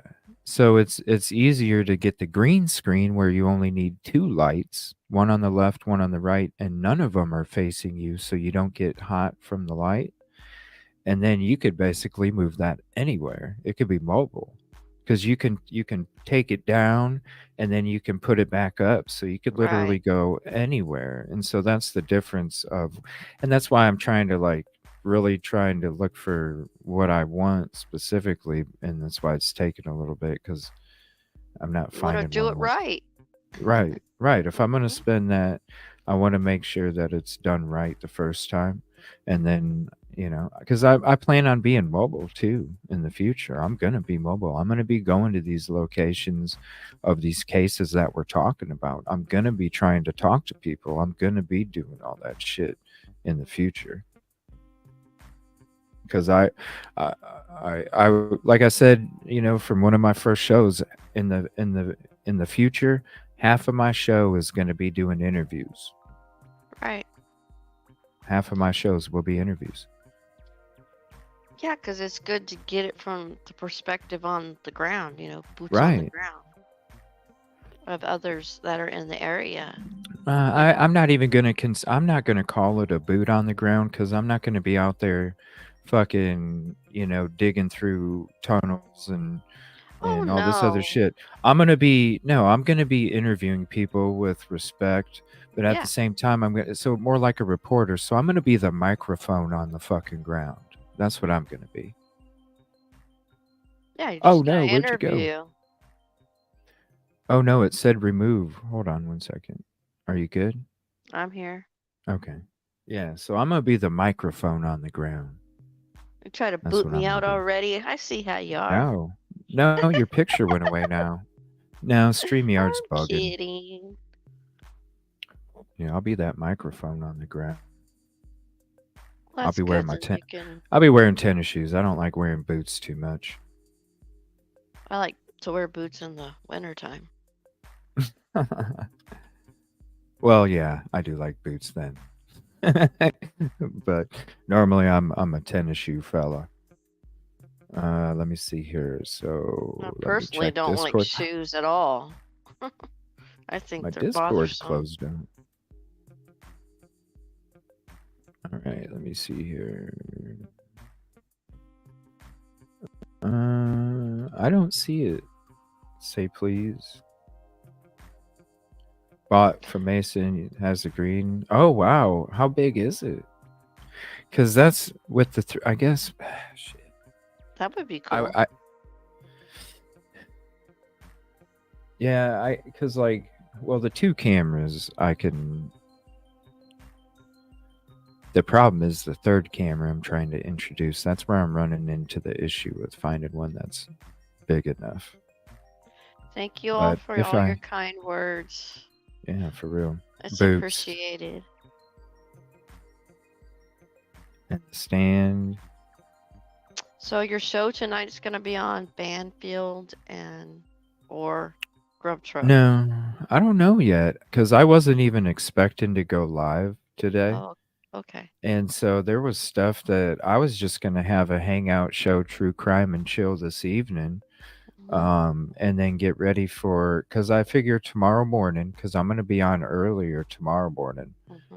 I'll probably be on at like 8 a.m. Eastern. And I'm going to hang back. My plan was to watch a couple videos, go through the read through of the documents, and then start to dig into the deep dive of the body cams tomorrow. And then when any updates come out for the court hearing, then we can pause the body cam deep dive, go to the updates, chit chat about it, go back to the body cam. We could be doing, but basically tackle on what we can of the body cam. I'm going to have an extended episode tomorrow, and then whatever with the court. And then I thought about, since I wasn't able to do game nights the last couple weeks as much, I thought about doing a game night Friday night and Sunday night, the normal night as well. So having 2 game nights this weekend is what I'm thinking. Everybody, go get your snacks, your lot of drinks, shit. and everything for tomorrow. It's going to be a long day. Oh It's yeah. going to be an interesting day, to say the least. Intermission time. Visit our snack bar. Yeah. Grab yourself a snack. Speaking Tonight of, would be I good do- to chill out like you did last night. That was nice. I like that. Yeah. Too bad Dago can't drive. I think I started it because I accidentally hit some shit right away in the beginning, and then it just You'll kind get of. it. Oh yeah, for sure. I'm excited to do the GTA stuff with you guys until I can start doing the LSPDFR. Um, I think that's going to be a really cool part where we're not only covering the cases, but we're out there trying to solve them or stop them in different forms, just like the LA New. Oh my gosh! Bye, Mandy. Should we Love should we you. See you do? later. Bye, Mandy. Thank you so much for hanging out. I love your vibe too. I appreciate you. She's funny. Taco Thursday. She is. She's a blast. She does. She's an amazing mod in all these other channels too. I always see her out there doing amazing And she work for won't. 'em. She won't take any BS either. Should we do LA Noir tonight Yeah, that would be good. or talk true crime? It's your choice. You can do a little What bit do you of guys want? either. Yeah, ask the chat. What do you Ask guys what they want? Do you guys want to do Do you want to do LA Noir tonight, episode 1, Yes, he does, Nikki. or do you want to have a true crime show tonight? Let me know in chat. Shelly, you have a great day yourself. You too, Shelly. Thank you. I'll put a poll up too. That's what I'm going to do. I'm going to put a poll up on the community. Yeah. LA Noir or true crime and chill. Aw. You want a break? Big hearing tomorrow. I will be having a long show tomorrow. You know what? Maybe we'll do that. That's probably not a bad idea, honestly. Give everybody a break. It's going to be a long day tomorrow. It's going to be a long day tomorrow, that's for sure. Even for me. So maybe I'll, you know what? Forget the poll. I'm just going to make it LA Noir episode 1 tonight. Look for the notification whenever I'm done with the show. On your regular channel, right? Yeah, on this channel. We can do LA Noir on this channel, and I'm happy to do it because I think bringing LA Noir to the true crime world events I think it's going to be awesome. We're going to have all of us who are into true crime using our skills, our intuitions, our sleuthing abilities into something that isn't freaking real. It's a game.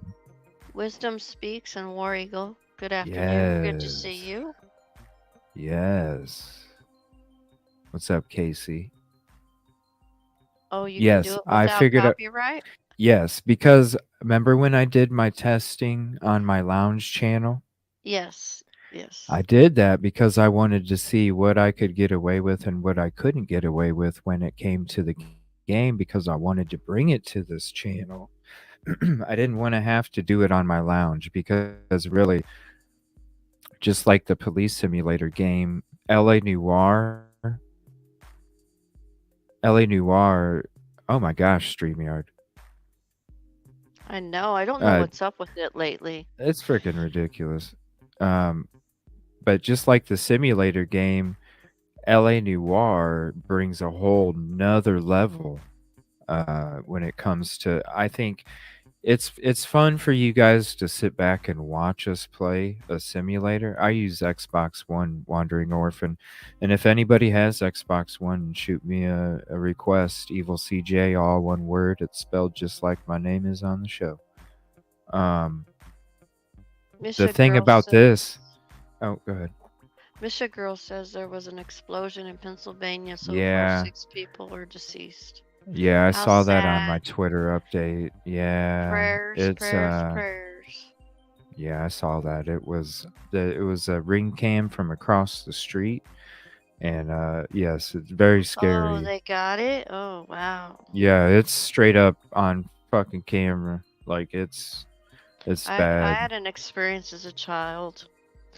I can't forget it to this day. But their garage blew up. across the street from a friend of ours where my parents were playing poker, and we seen it happen. And it was quite traumatic to say the least, because there was a little body that was in there that got taken out. Oh wow. Yeah. And it all had to do with gasoline got knocked over. The dad was out mowing the lawn, came back in, pushed the lawnmower back in, knocked the gas over, and it was a gas dryer. Yeah. So the pilot, it being lit, and next thing you know, it was so sad. Wow. Very traumatic for the whole street. Yeah. I mean, even the sound, I remember when a plane crashed into an apartment building that was blocks away from me, and that sound right there. Yeah. We had one Yeah. crash over in Long Beach, California, over by the mall, and we heard it. We heard the engines, and we were like 15 miles away, I guess you could say. But it was something. That was years ago too. Did Yeah, I I've get had a the lot of email? different experiences. Living news broke. Let me see here. Yeah, let me check that out. I'm gonna check it out tonight, Devil Doll, and then because I am tomorrow morning. I am gonna spend some time playing different videos and stuff. There's a few videos that I want to show in the morning before I get into, because I'm gonna be honest with you, I'm gonna be on early as shit, but I'm gonna need to have some chill back video time for a little bit while I wake up drinking my coffee. So, but I want to. There's a couple videos I've been wanting to share with you guys, and so that's going to be part of the intro of the show where I'm showing you a couple videos. We're going to chit chat about some updates, talk about the case, the hearing for a very short time, and then we're going to be starting to get into the body cam deep dive, and then live updates for the court hearing. So I will check out that video before we have the show. And also, Say Please sent this to me as well. That's cute, Kay. That's cute. You need Look an at IV. that. You need an IV of coffee. That is so neat. Thank you, Say Please. PPP 150%. Look at that. Just amazing. Oh, that's awesome. That is so awesome. You rock. You rock. Yeah. That's so cool. No, you're a diamond. You're a beautiful, shiny diamond. Shit. She's amazing. Needs All a of us coffee are IV. amazing. Nope. I have K cups on right next to me. We are good. I That don't need no actually IV. is really, really nice. Yeah. They put Thank you that so much, together Lulu, for the well. K cups. Hey, I want that I want that coffee sponsorship, because I love coffee. I drink coffee all the time. You could call You know what around I and mean? say, Like, "Would you yo, like to sponsor me?" nah, I don't need to do that. Like, the right thing will come along, It's about fate, it's just like when I'm on other shows, I don't really promote myself at all that much, really. Unless they ask of me to promote, I really don't. I don't Everything know. happens for a reason, right? Even even when I was modding for other people before I was doing my show and I was talking about You were a making mod? Yeah, I was a Really? mod for a couple channels. Yeah, I was a mod for a couple channels. Yeah. Oh, okay. Yeah, for a long time. Hmm. Wow. Yeah. And Under the same name? no. Okay. No, I was River City CJ before that. Oh, okay. I In the I crime was River City. community or Yeah. everything? Yeah, I was River City CJ in the crime community, and when I started to do my own show, that's when I was like, you know what, I feel like something different. But I had the same picture, so not as That's 4 years or 5 years ago or whatever, but right. the pictures, been different or whatever. But So yeah, Sundays, are you going to dedicate that to football? yeah, I'm having that's another reason why I have the lounge, because we'll be talking. I'm gonna have a sports show on Sunday mornings, a live Because that would be call-in sports show. Yeah. great. Because Mhm. Sunday's football Oh yeah. day. Oh yeah. That's why a couple weeks ago I kind of switched the game nights to Sunday nights, because then we can also play games for people that are like, because honestly I don't really watch Sunday night football that much, but I do during the daytime. So Did you did you see so your I'm gonna have my comment? sports show during the daytime. No, I don't. No. You didn't see the comment from Canadian? Hope you'll be home. Oh shit. Okay. Yep. Yep. Oh fuck. Thank you. You're uh, welcome. yeah, I'll be home Sunday. Um, You yeah, I'm definitely actually gonna will, be for sure. doing some football stuff on Sunday.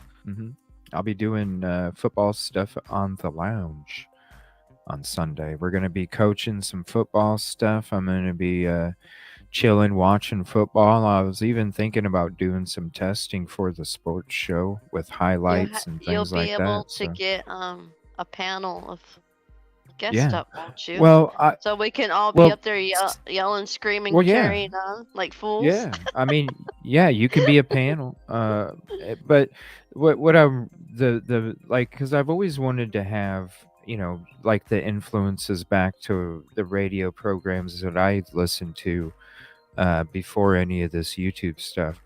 I always wanted to have that. My intention in the very beginning for the show was to have it be 100% live call-in, like nothing but world events, live call-in was what I was thinking.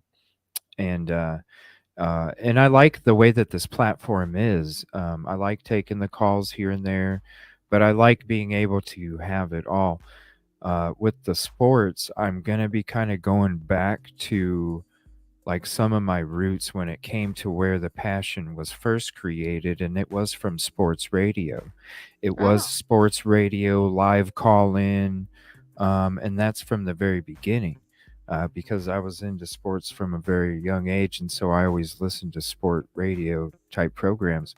And so that's what I'm going play to do with the football? lounge. It's going to be live call it. No, you can hop up on panel. No, I'm did not going to. you play football when you were young?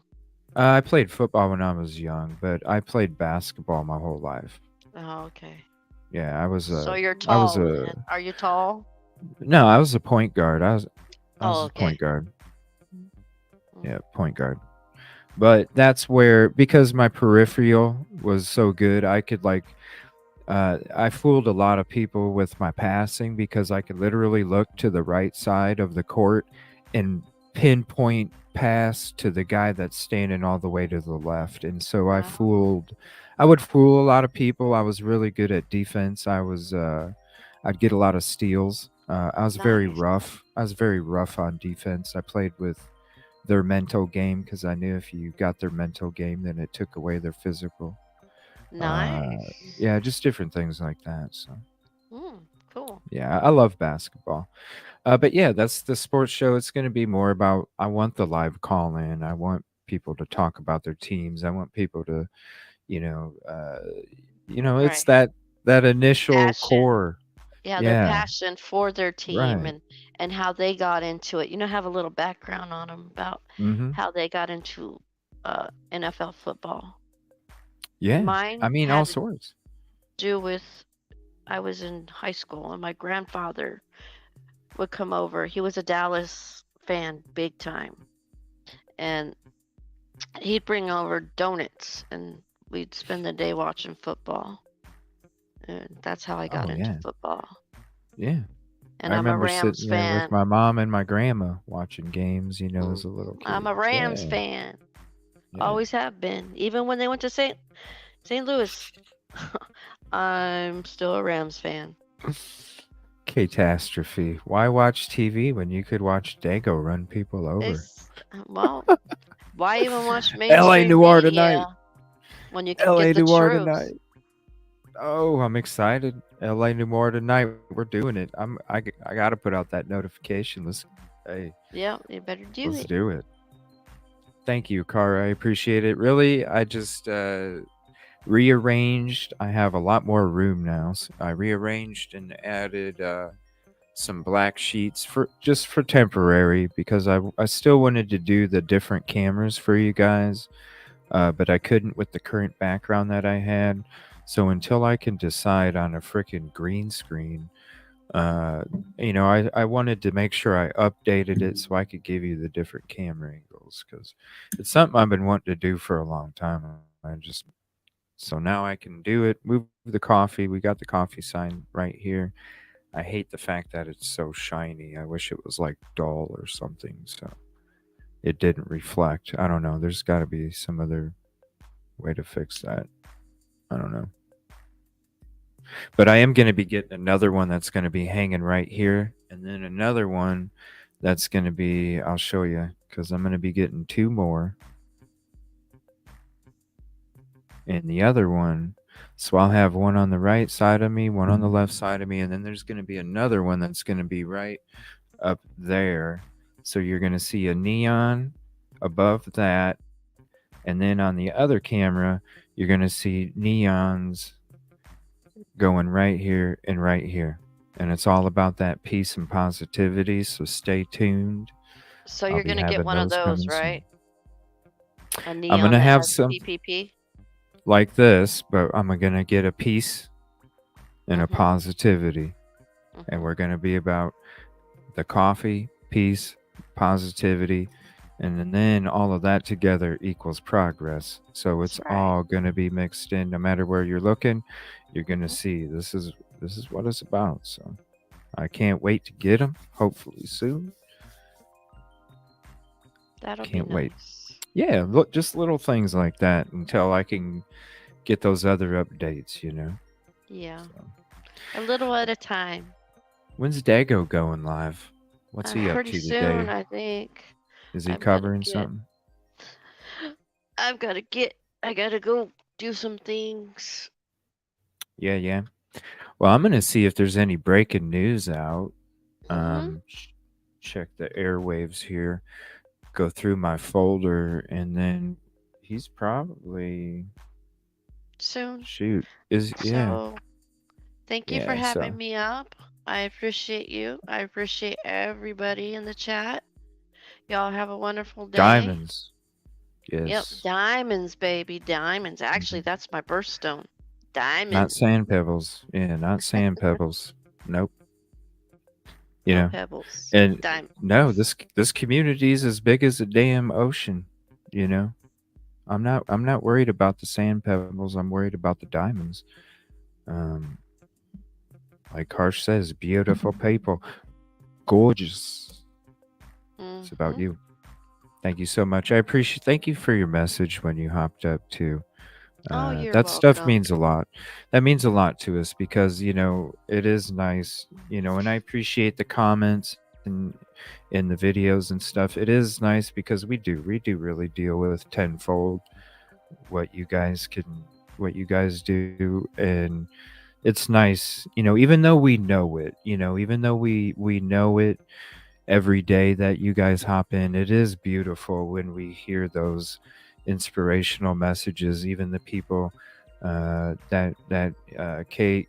catastrophe, the beautiful messages that you guys send to me, and I'm able to read. When I'm reading those words or hearing those words, it absorbs into my soul, and it really helps because it just adds to our fuel to be able to do everything that we do, because we are running through toxic air and toxic gases, and we do need the health from you guys to keep moving. And so it definitely it means so much, and thank you for saying everything that you did.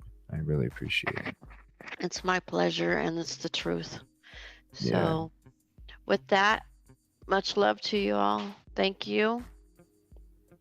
And we all are shiny diamonds. Remember that. And I Right. believe you will be doing the grub truck timestamp stuff tomorrow. So I was reading. The body. No, I'm not. I'm waiting for Unravel to come back because Okay. Unravel, she was such a huge help to the grub truck deep dive. I Right. don't feel right doing the finale of it without her. And so that's Okay. why I'm not worried about how long it takes. I'm not worried about that. I'm gonna finish it when she's good and able and relaxed and everything. But we are going And into the body cam deep dive, so we'll still be deep right. diving. Yeah, I'll be doing that with you tomorrow throughout the day. Yeah, we'll be doing Going that. through all that. So Mm-hmm. again, thank you y'all so have much. a blessed day. I'm gonna jump Yes. down. Yes, and we'll see you over at Dago's too. I'm Okie gonna go hang out doke. over there too. Hang out Peace, and chat. And positivity, and progress. yes. Thank you so much for yours. It's All that right. transformer effect. Hugs to you all. Yeah, that transformer effect. Thank Yep, exactly. You're welcome. you. All right, let's get to. I'm gonna play one video here real quick while I check the breaking news, and then I'm gonna end up shutting it down, and I'm gonna go hang out in Dago's live stream and see what's up. So I want to play this video. This is from Harsh again. This is from 7 hours ago. Camp guilty question. I think this is going to be interesting for a lot of the people that don't want to be about the innocent until proven guilty. Just saying. We'll see though. Because it is. If it was you in that situation, I think you'd want to be innocent until proven guilty, wouldn't you? I mean, you have to look at every situation and put yourself. That's why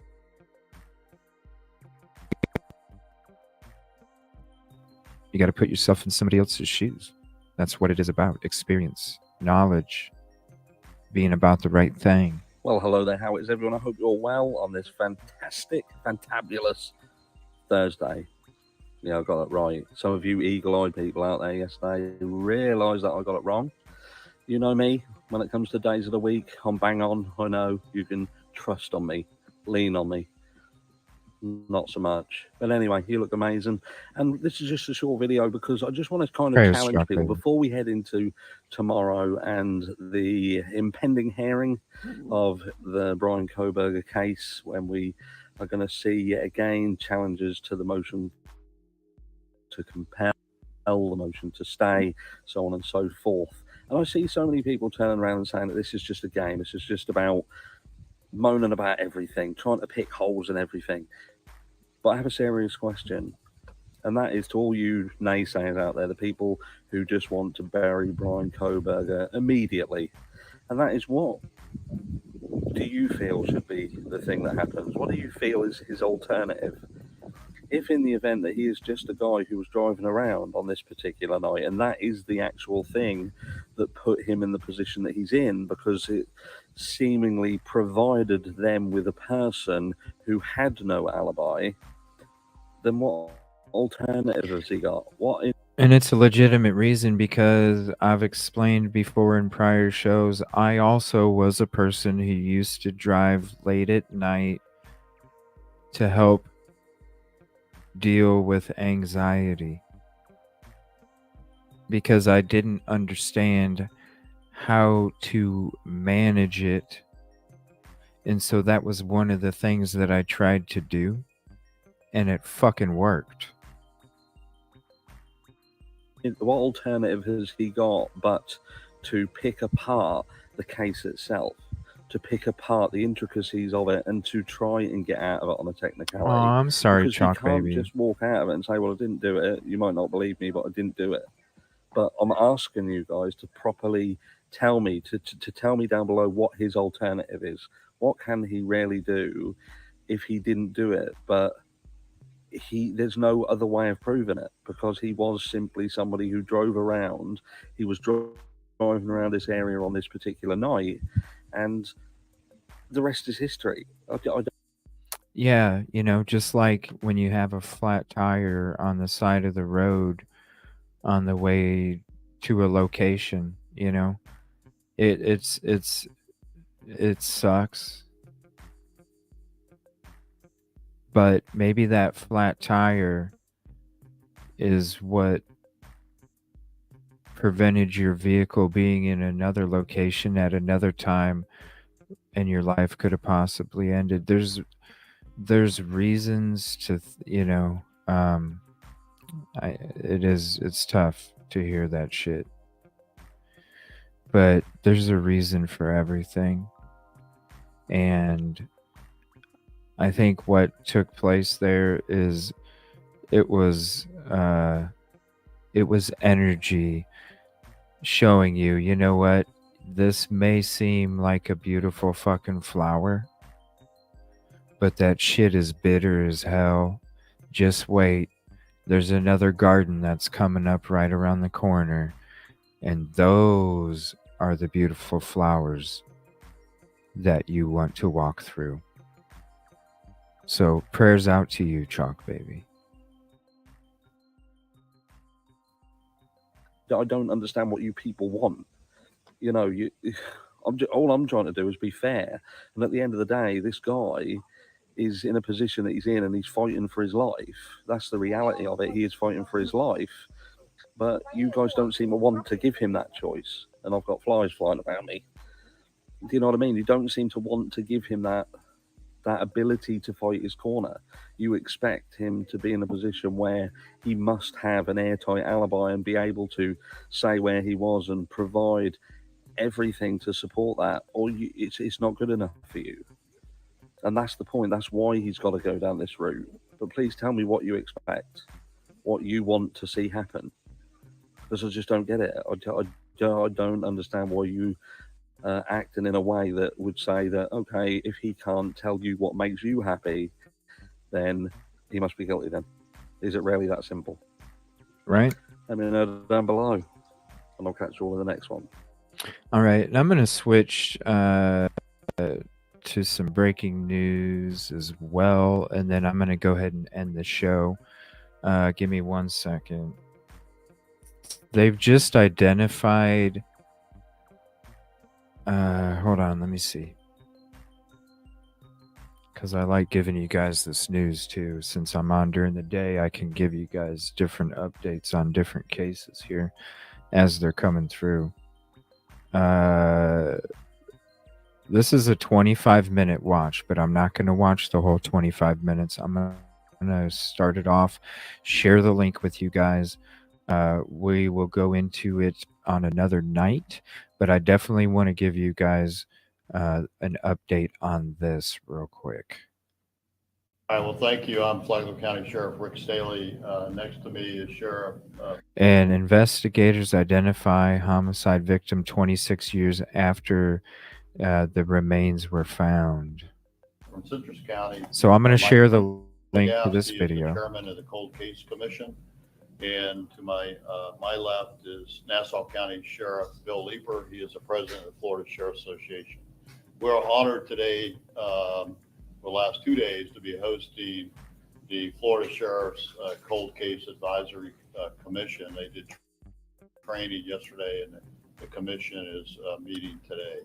But we're also announcing an update on a 26-year-old cold case.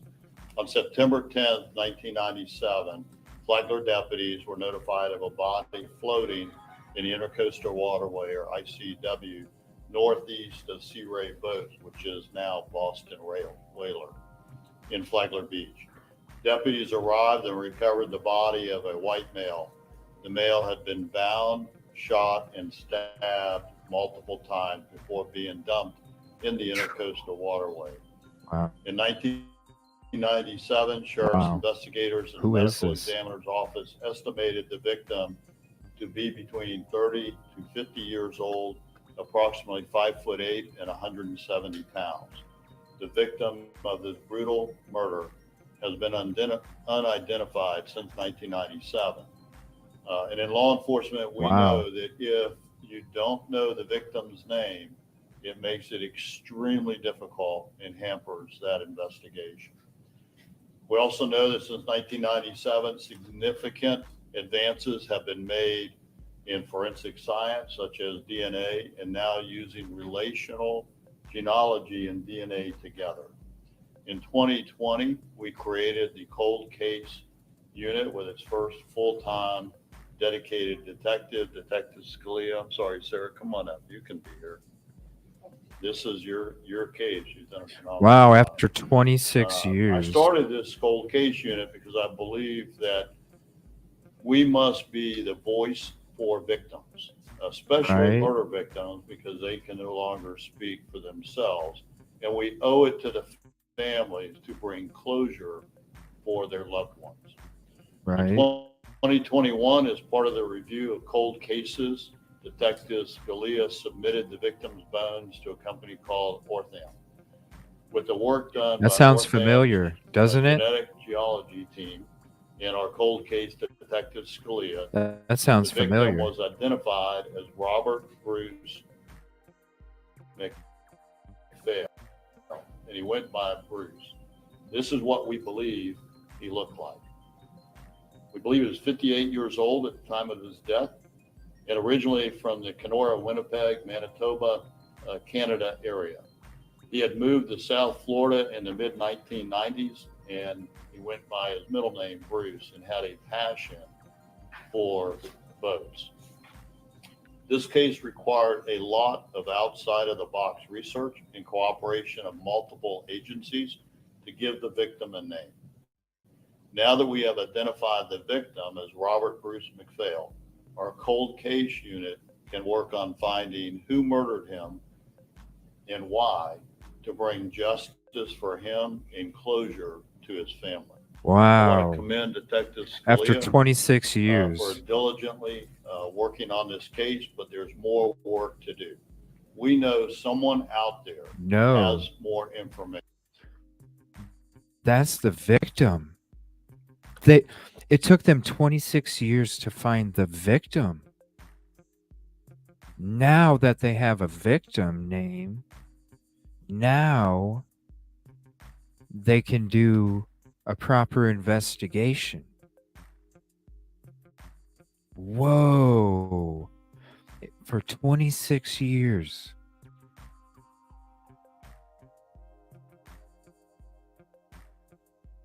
Again, there's the link for this video. Man, I would like to listen to this whole thing. 23 more minutes.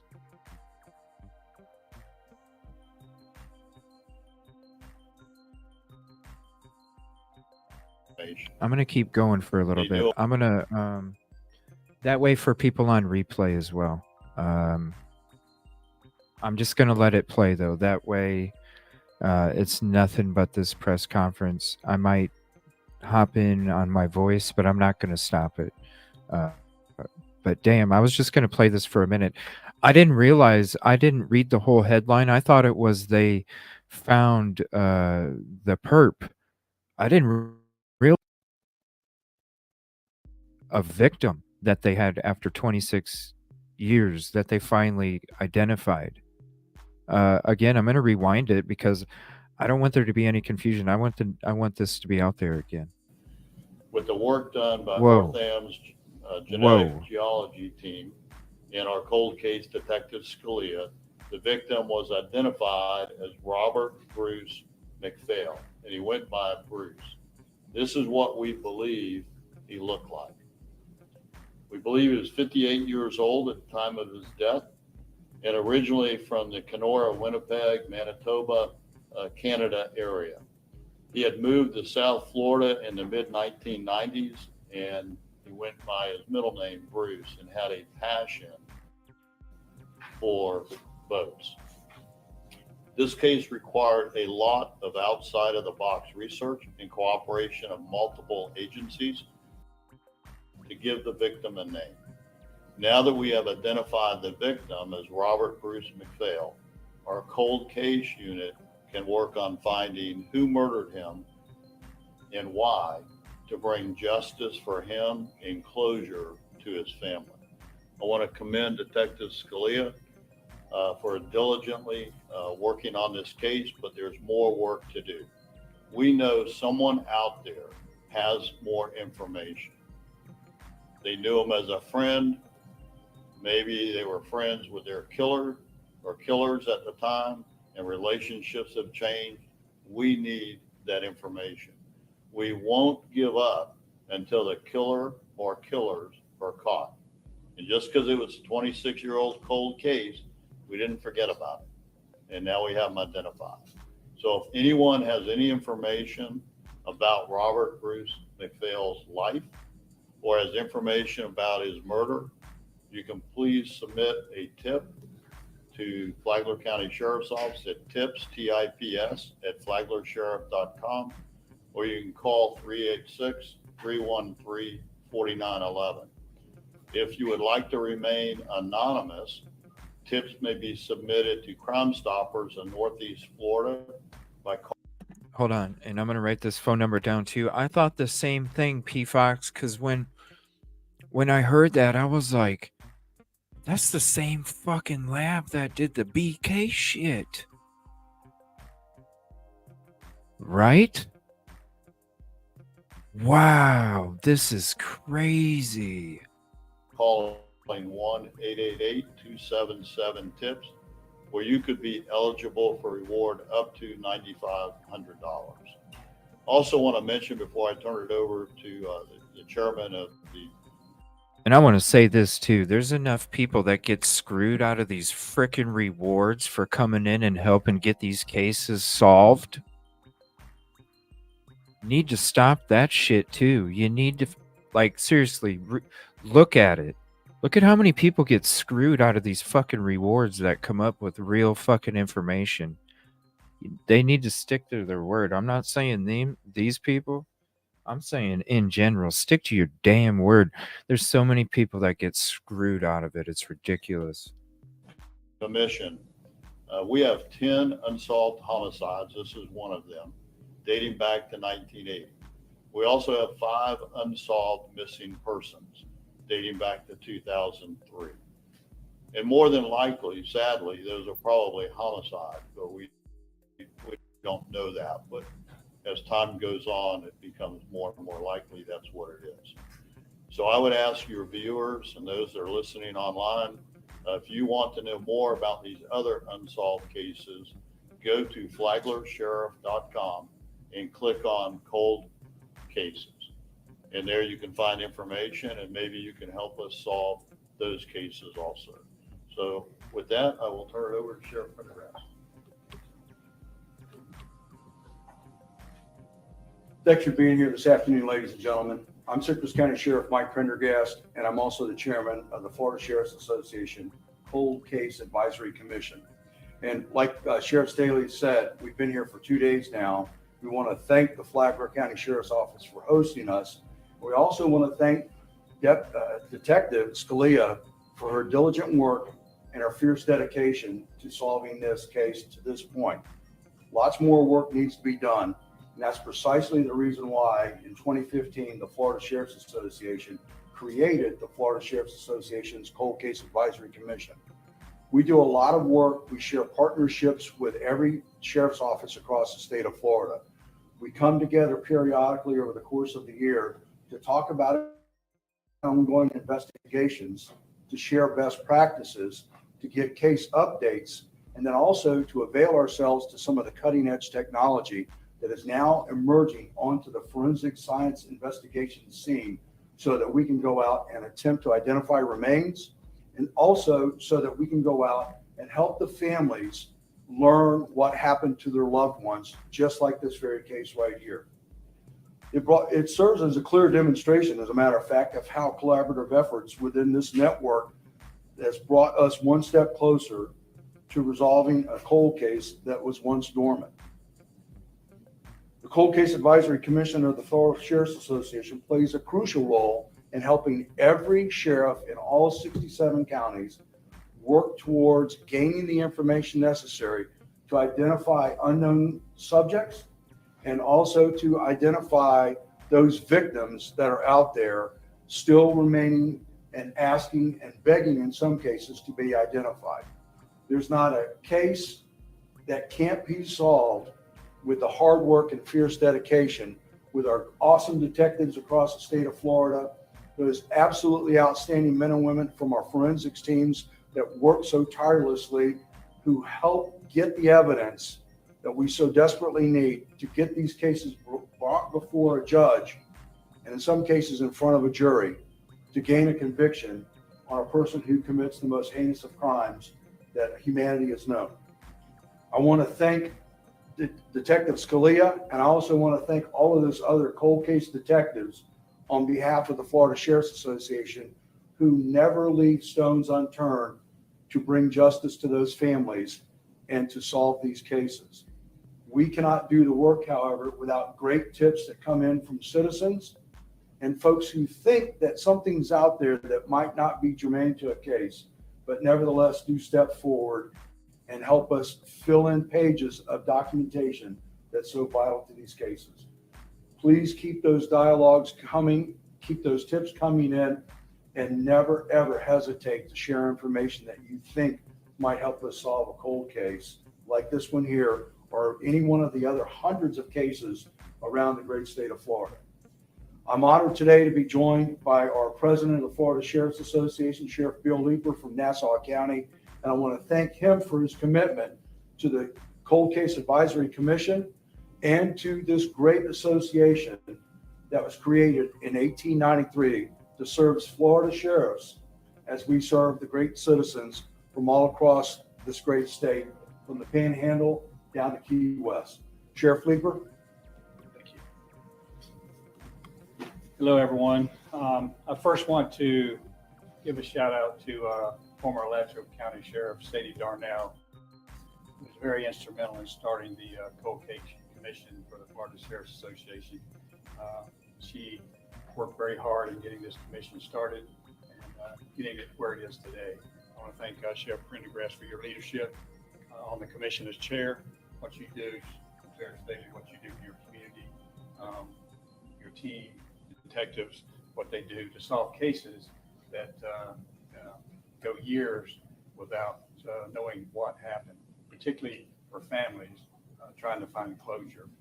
Many of our sheriff's offices around the state have unsolved homicide and missing person cases in an open status pending additional evidence or information.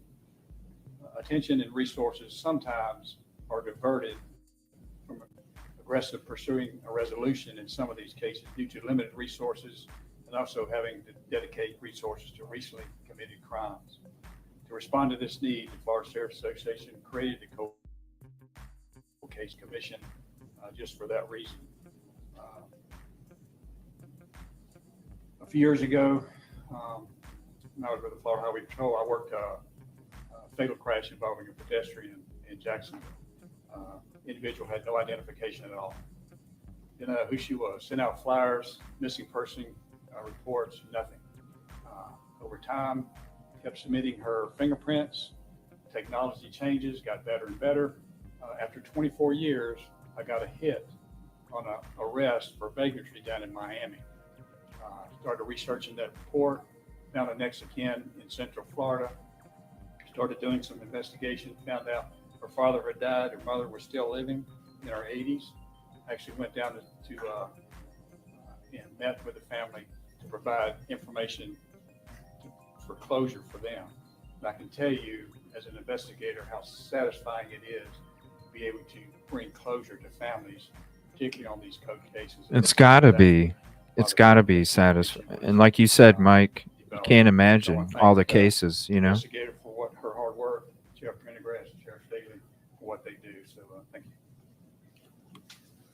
you. So we'll be glad to open it up to any questions. If you would like to speak with Detective Scalia, she's more than welcome to answer questions. Sheriff, you had mentioned that McPhail had moved from Winnipeg to South Florida. Do we know, did he have a local address, and have we been able to determine if he has any family? So I'm going to let Sarah answer. So we know he has an affinity for boating. He moved to the South Florida area. We do have some information on where he was. So we know he was down there probably for pleasure, maybe business. I guess no idea how he wound up here if he was in South Florida. We don't know why he was up here yet. Do you have no connections up in this area, no family, no permanent residence or anything? Not that we know of.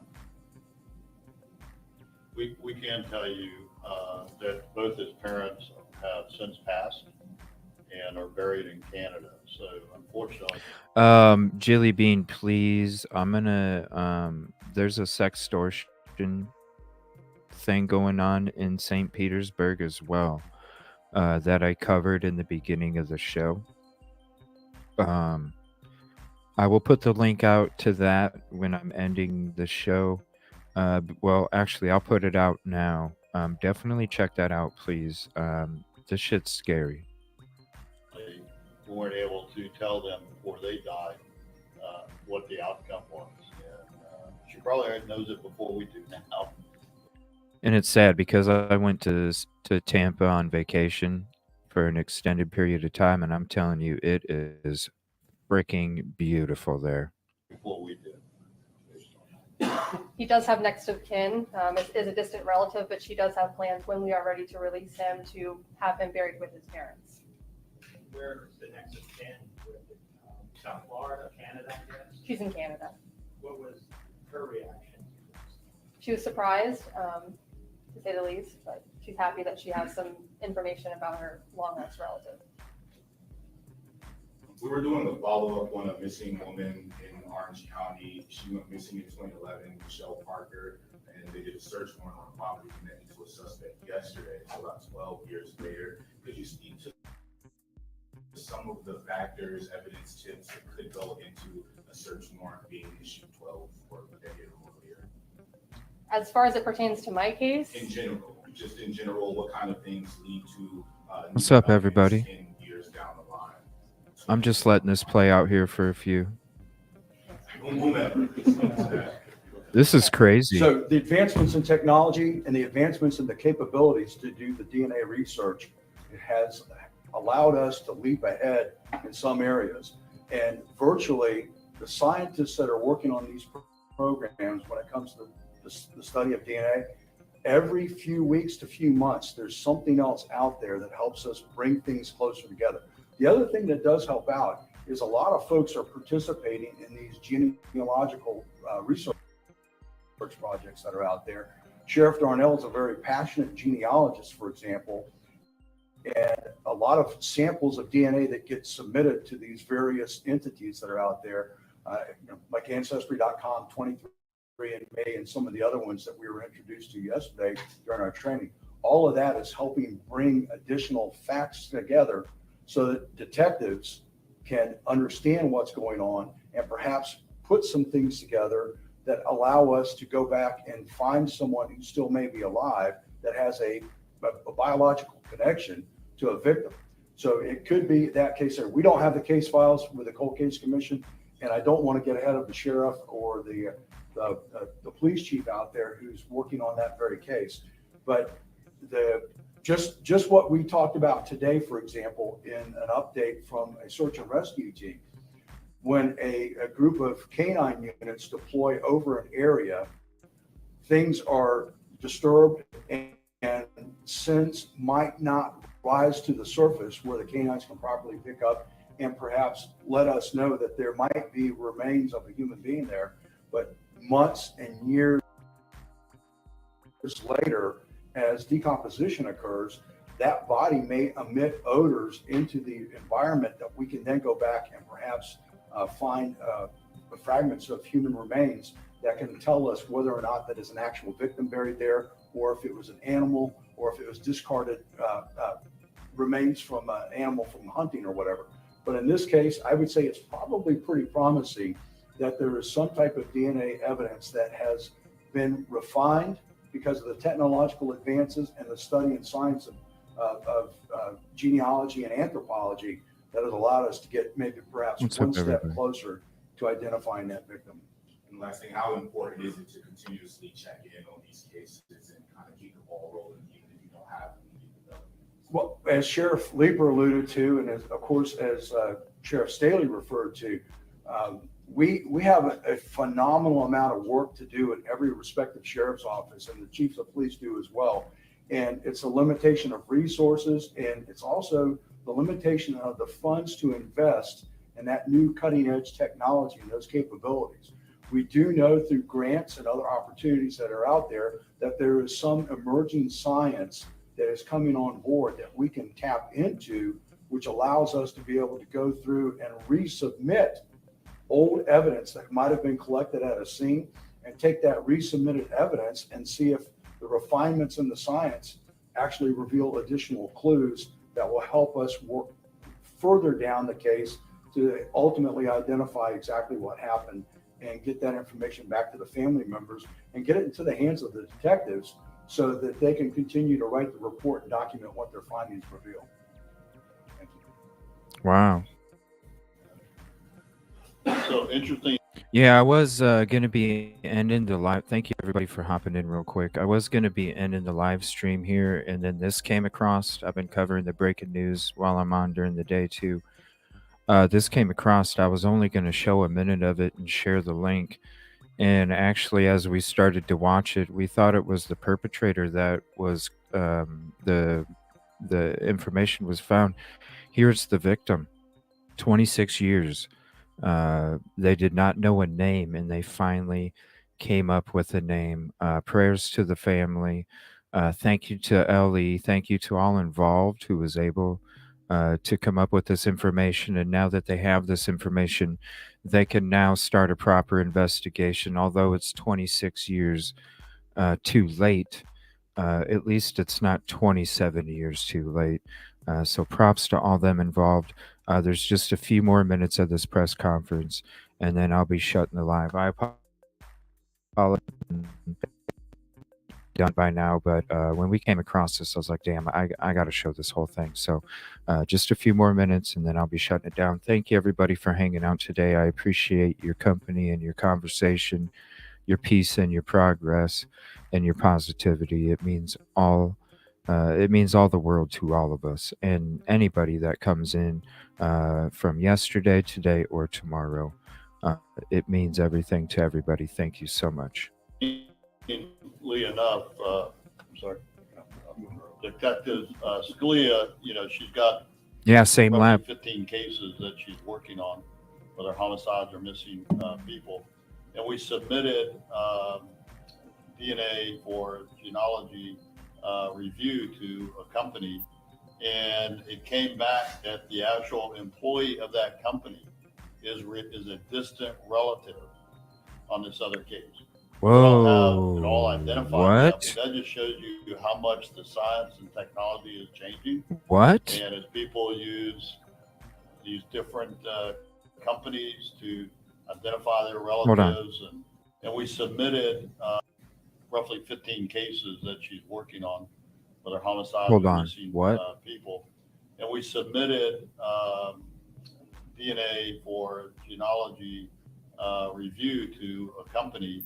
And it came back that the actual employee of that company is a distant relative. Oh, okay. On this other case, and we don't have it all Wow. identified yet, but that just shows you I how mean, much we all the are. science and technology is We all changing. are.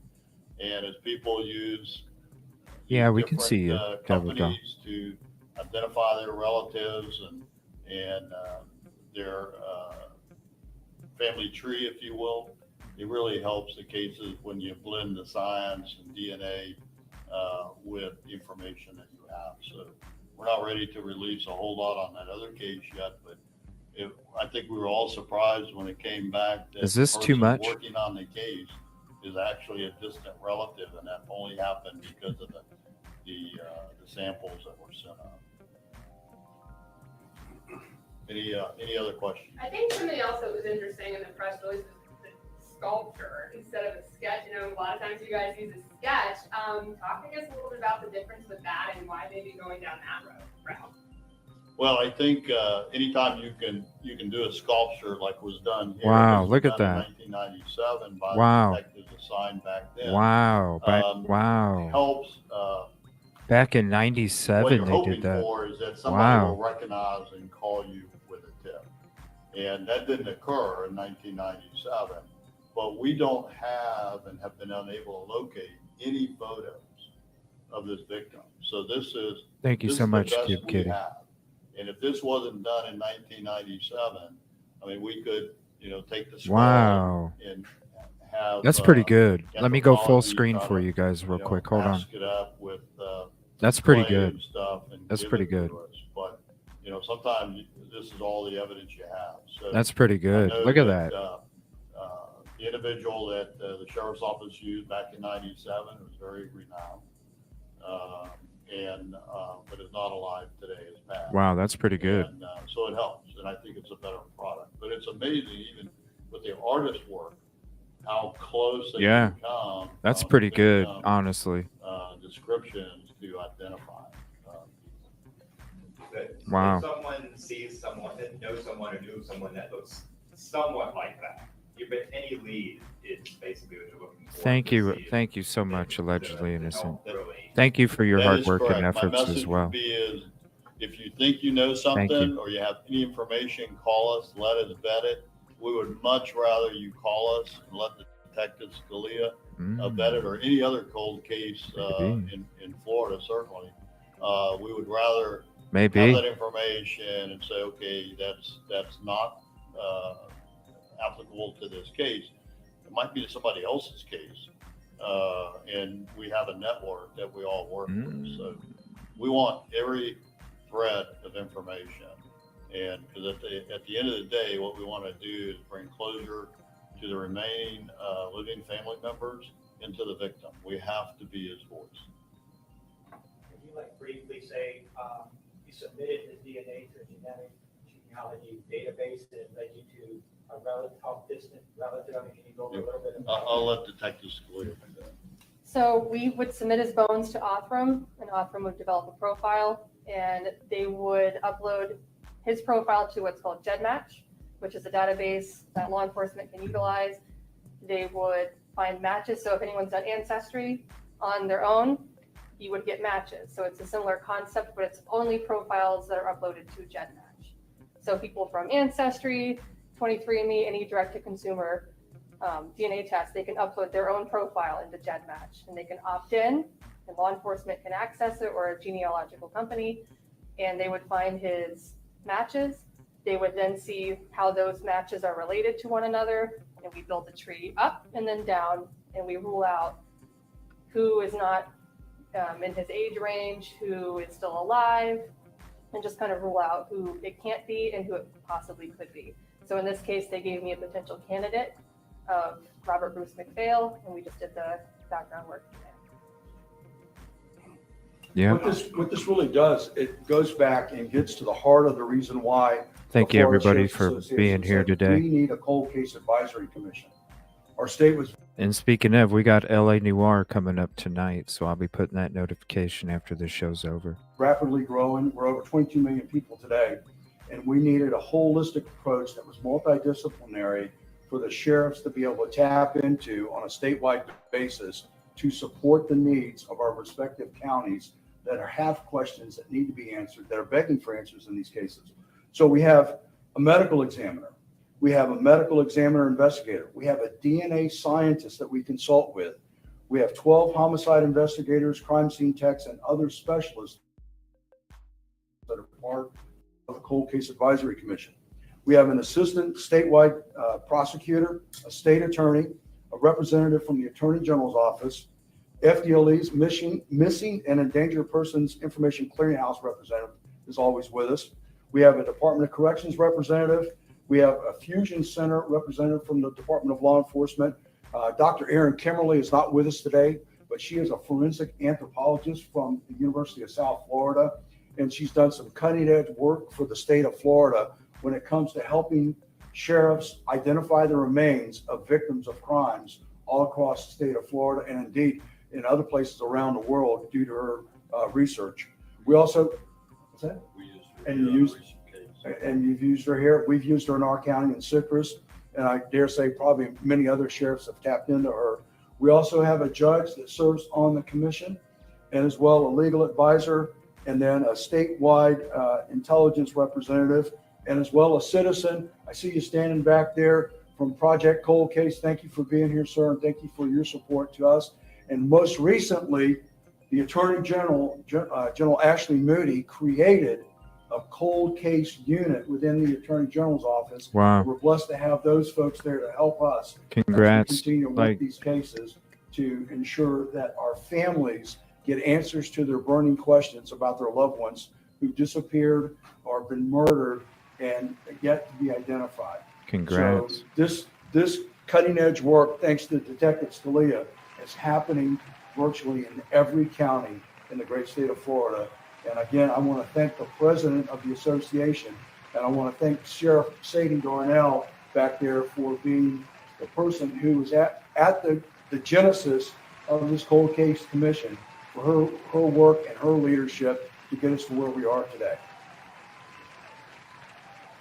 Sheriff Darnell, would you like to come up? Ma'am, she's waking up. I mean, it is. Sheriff, so she wants to be out of the limelight. Well, thank you. All right. Thank you, everybody.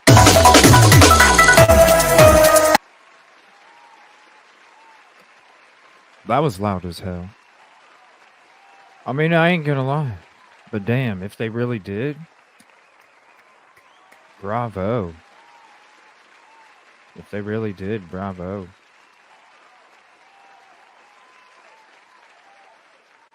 Bravo. Yeah, I like that new screen I got. Thank you so much for hanging out with me today. I will be here tonight for some LA Noir. If you'd like to hop in and hang out for that, episode 1. And then I'll be back tomorrow morning with another show. We'll be on early as shit, and we're going to be digging into these body cams. So thank you all so much for hanging out. Sorry for the extended... oh, by the way, here's the link for the St. Petersburg Sextortion thing, Jilly Bean. Or anybody else, please definitely. If you missed the beginning of the episode when we were talking about that, please go back and check it out. We had a lot of conversation, and I hope this little collaboration that I would like to support. I hope it is there. I want to help. I want to do whatever I can, and I will definitely supply whatever audio read-throughs I can add to the program, so that way parents can listen to these programs and they don't have to read them. They can just sit back and listen to them wherever they're going or something. Just more awareness for the community. So thank you so much, everybody. Thank you for hanging out. Let's go hang out at Dago's and come back tonight. Come back tomorrow. Deep dive of Grub, or not Grub Truck. I keep saying Grub Truck. Body cams. Body cams. Thank you so much, everybody. I appreciate you. Peace.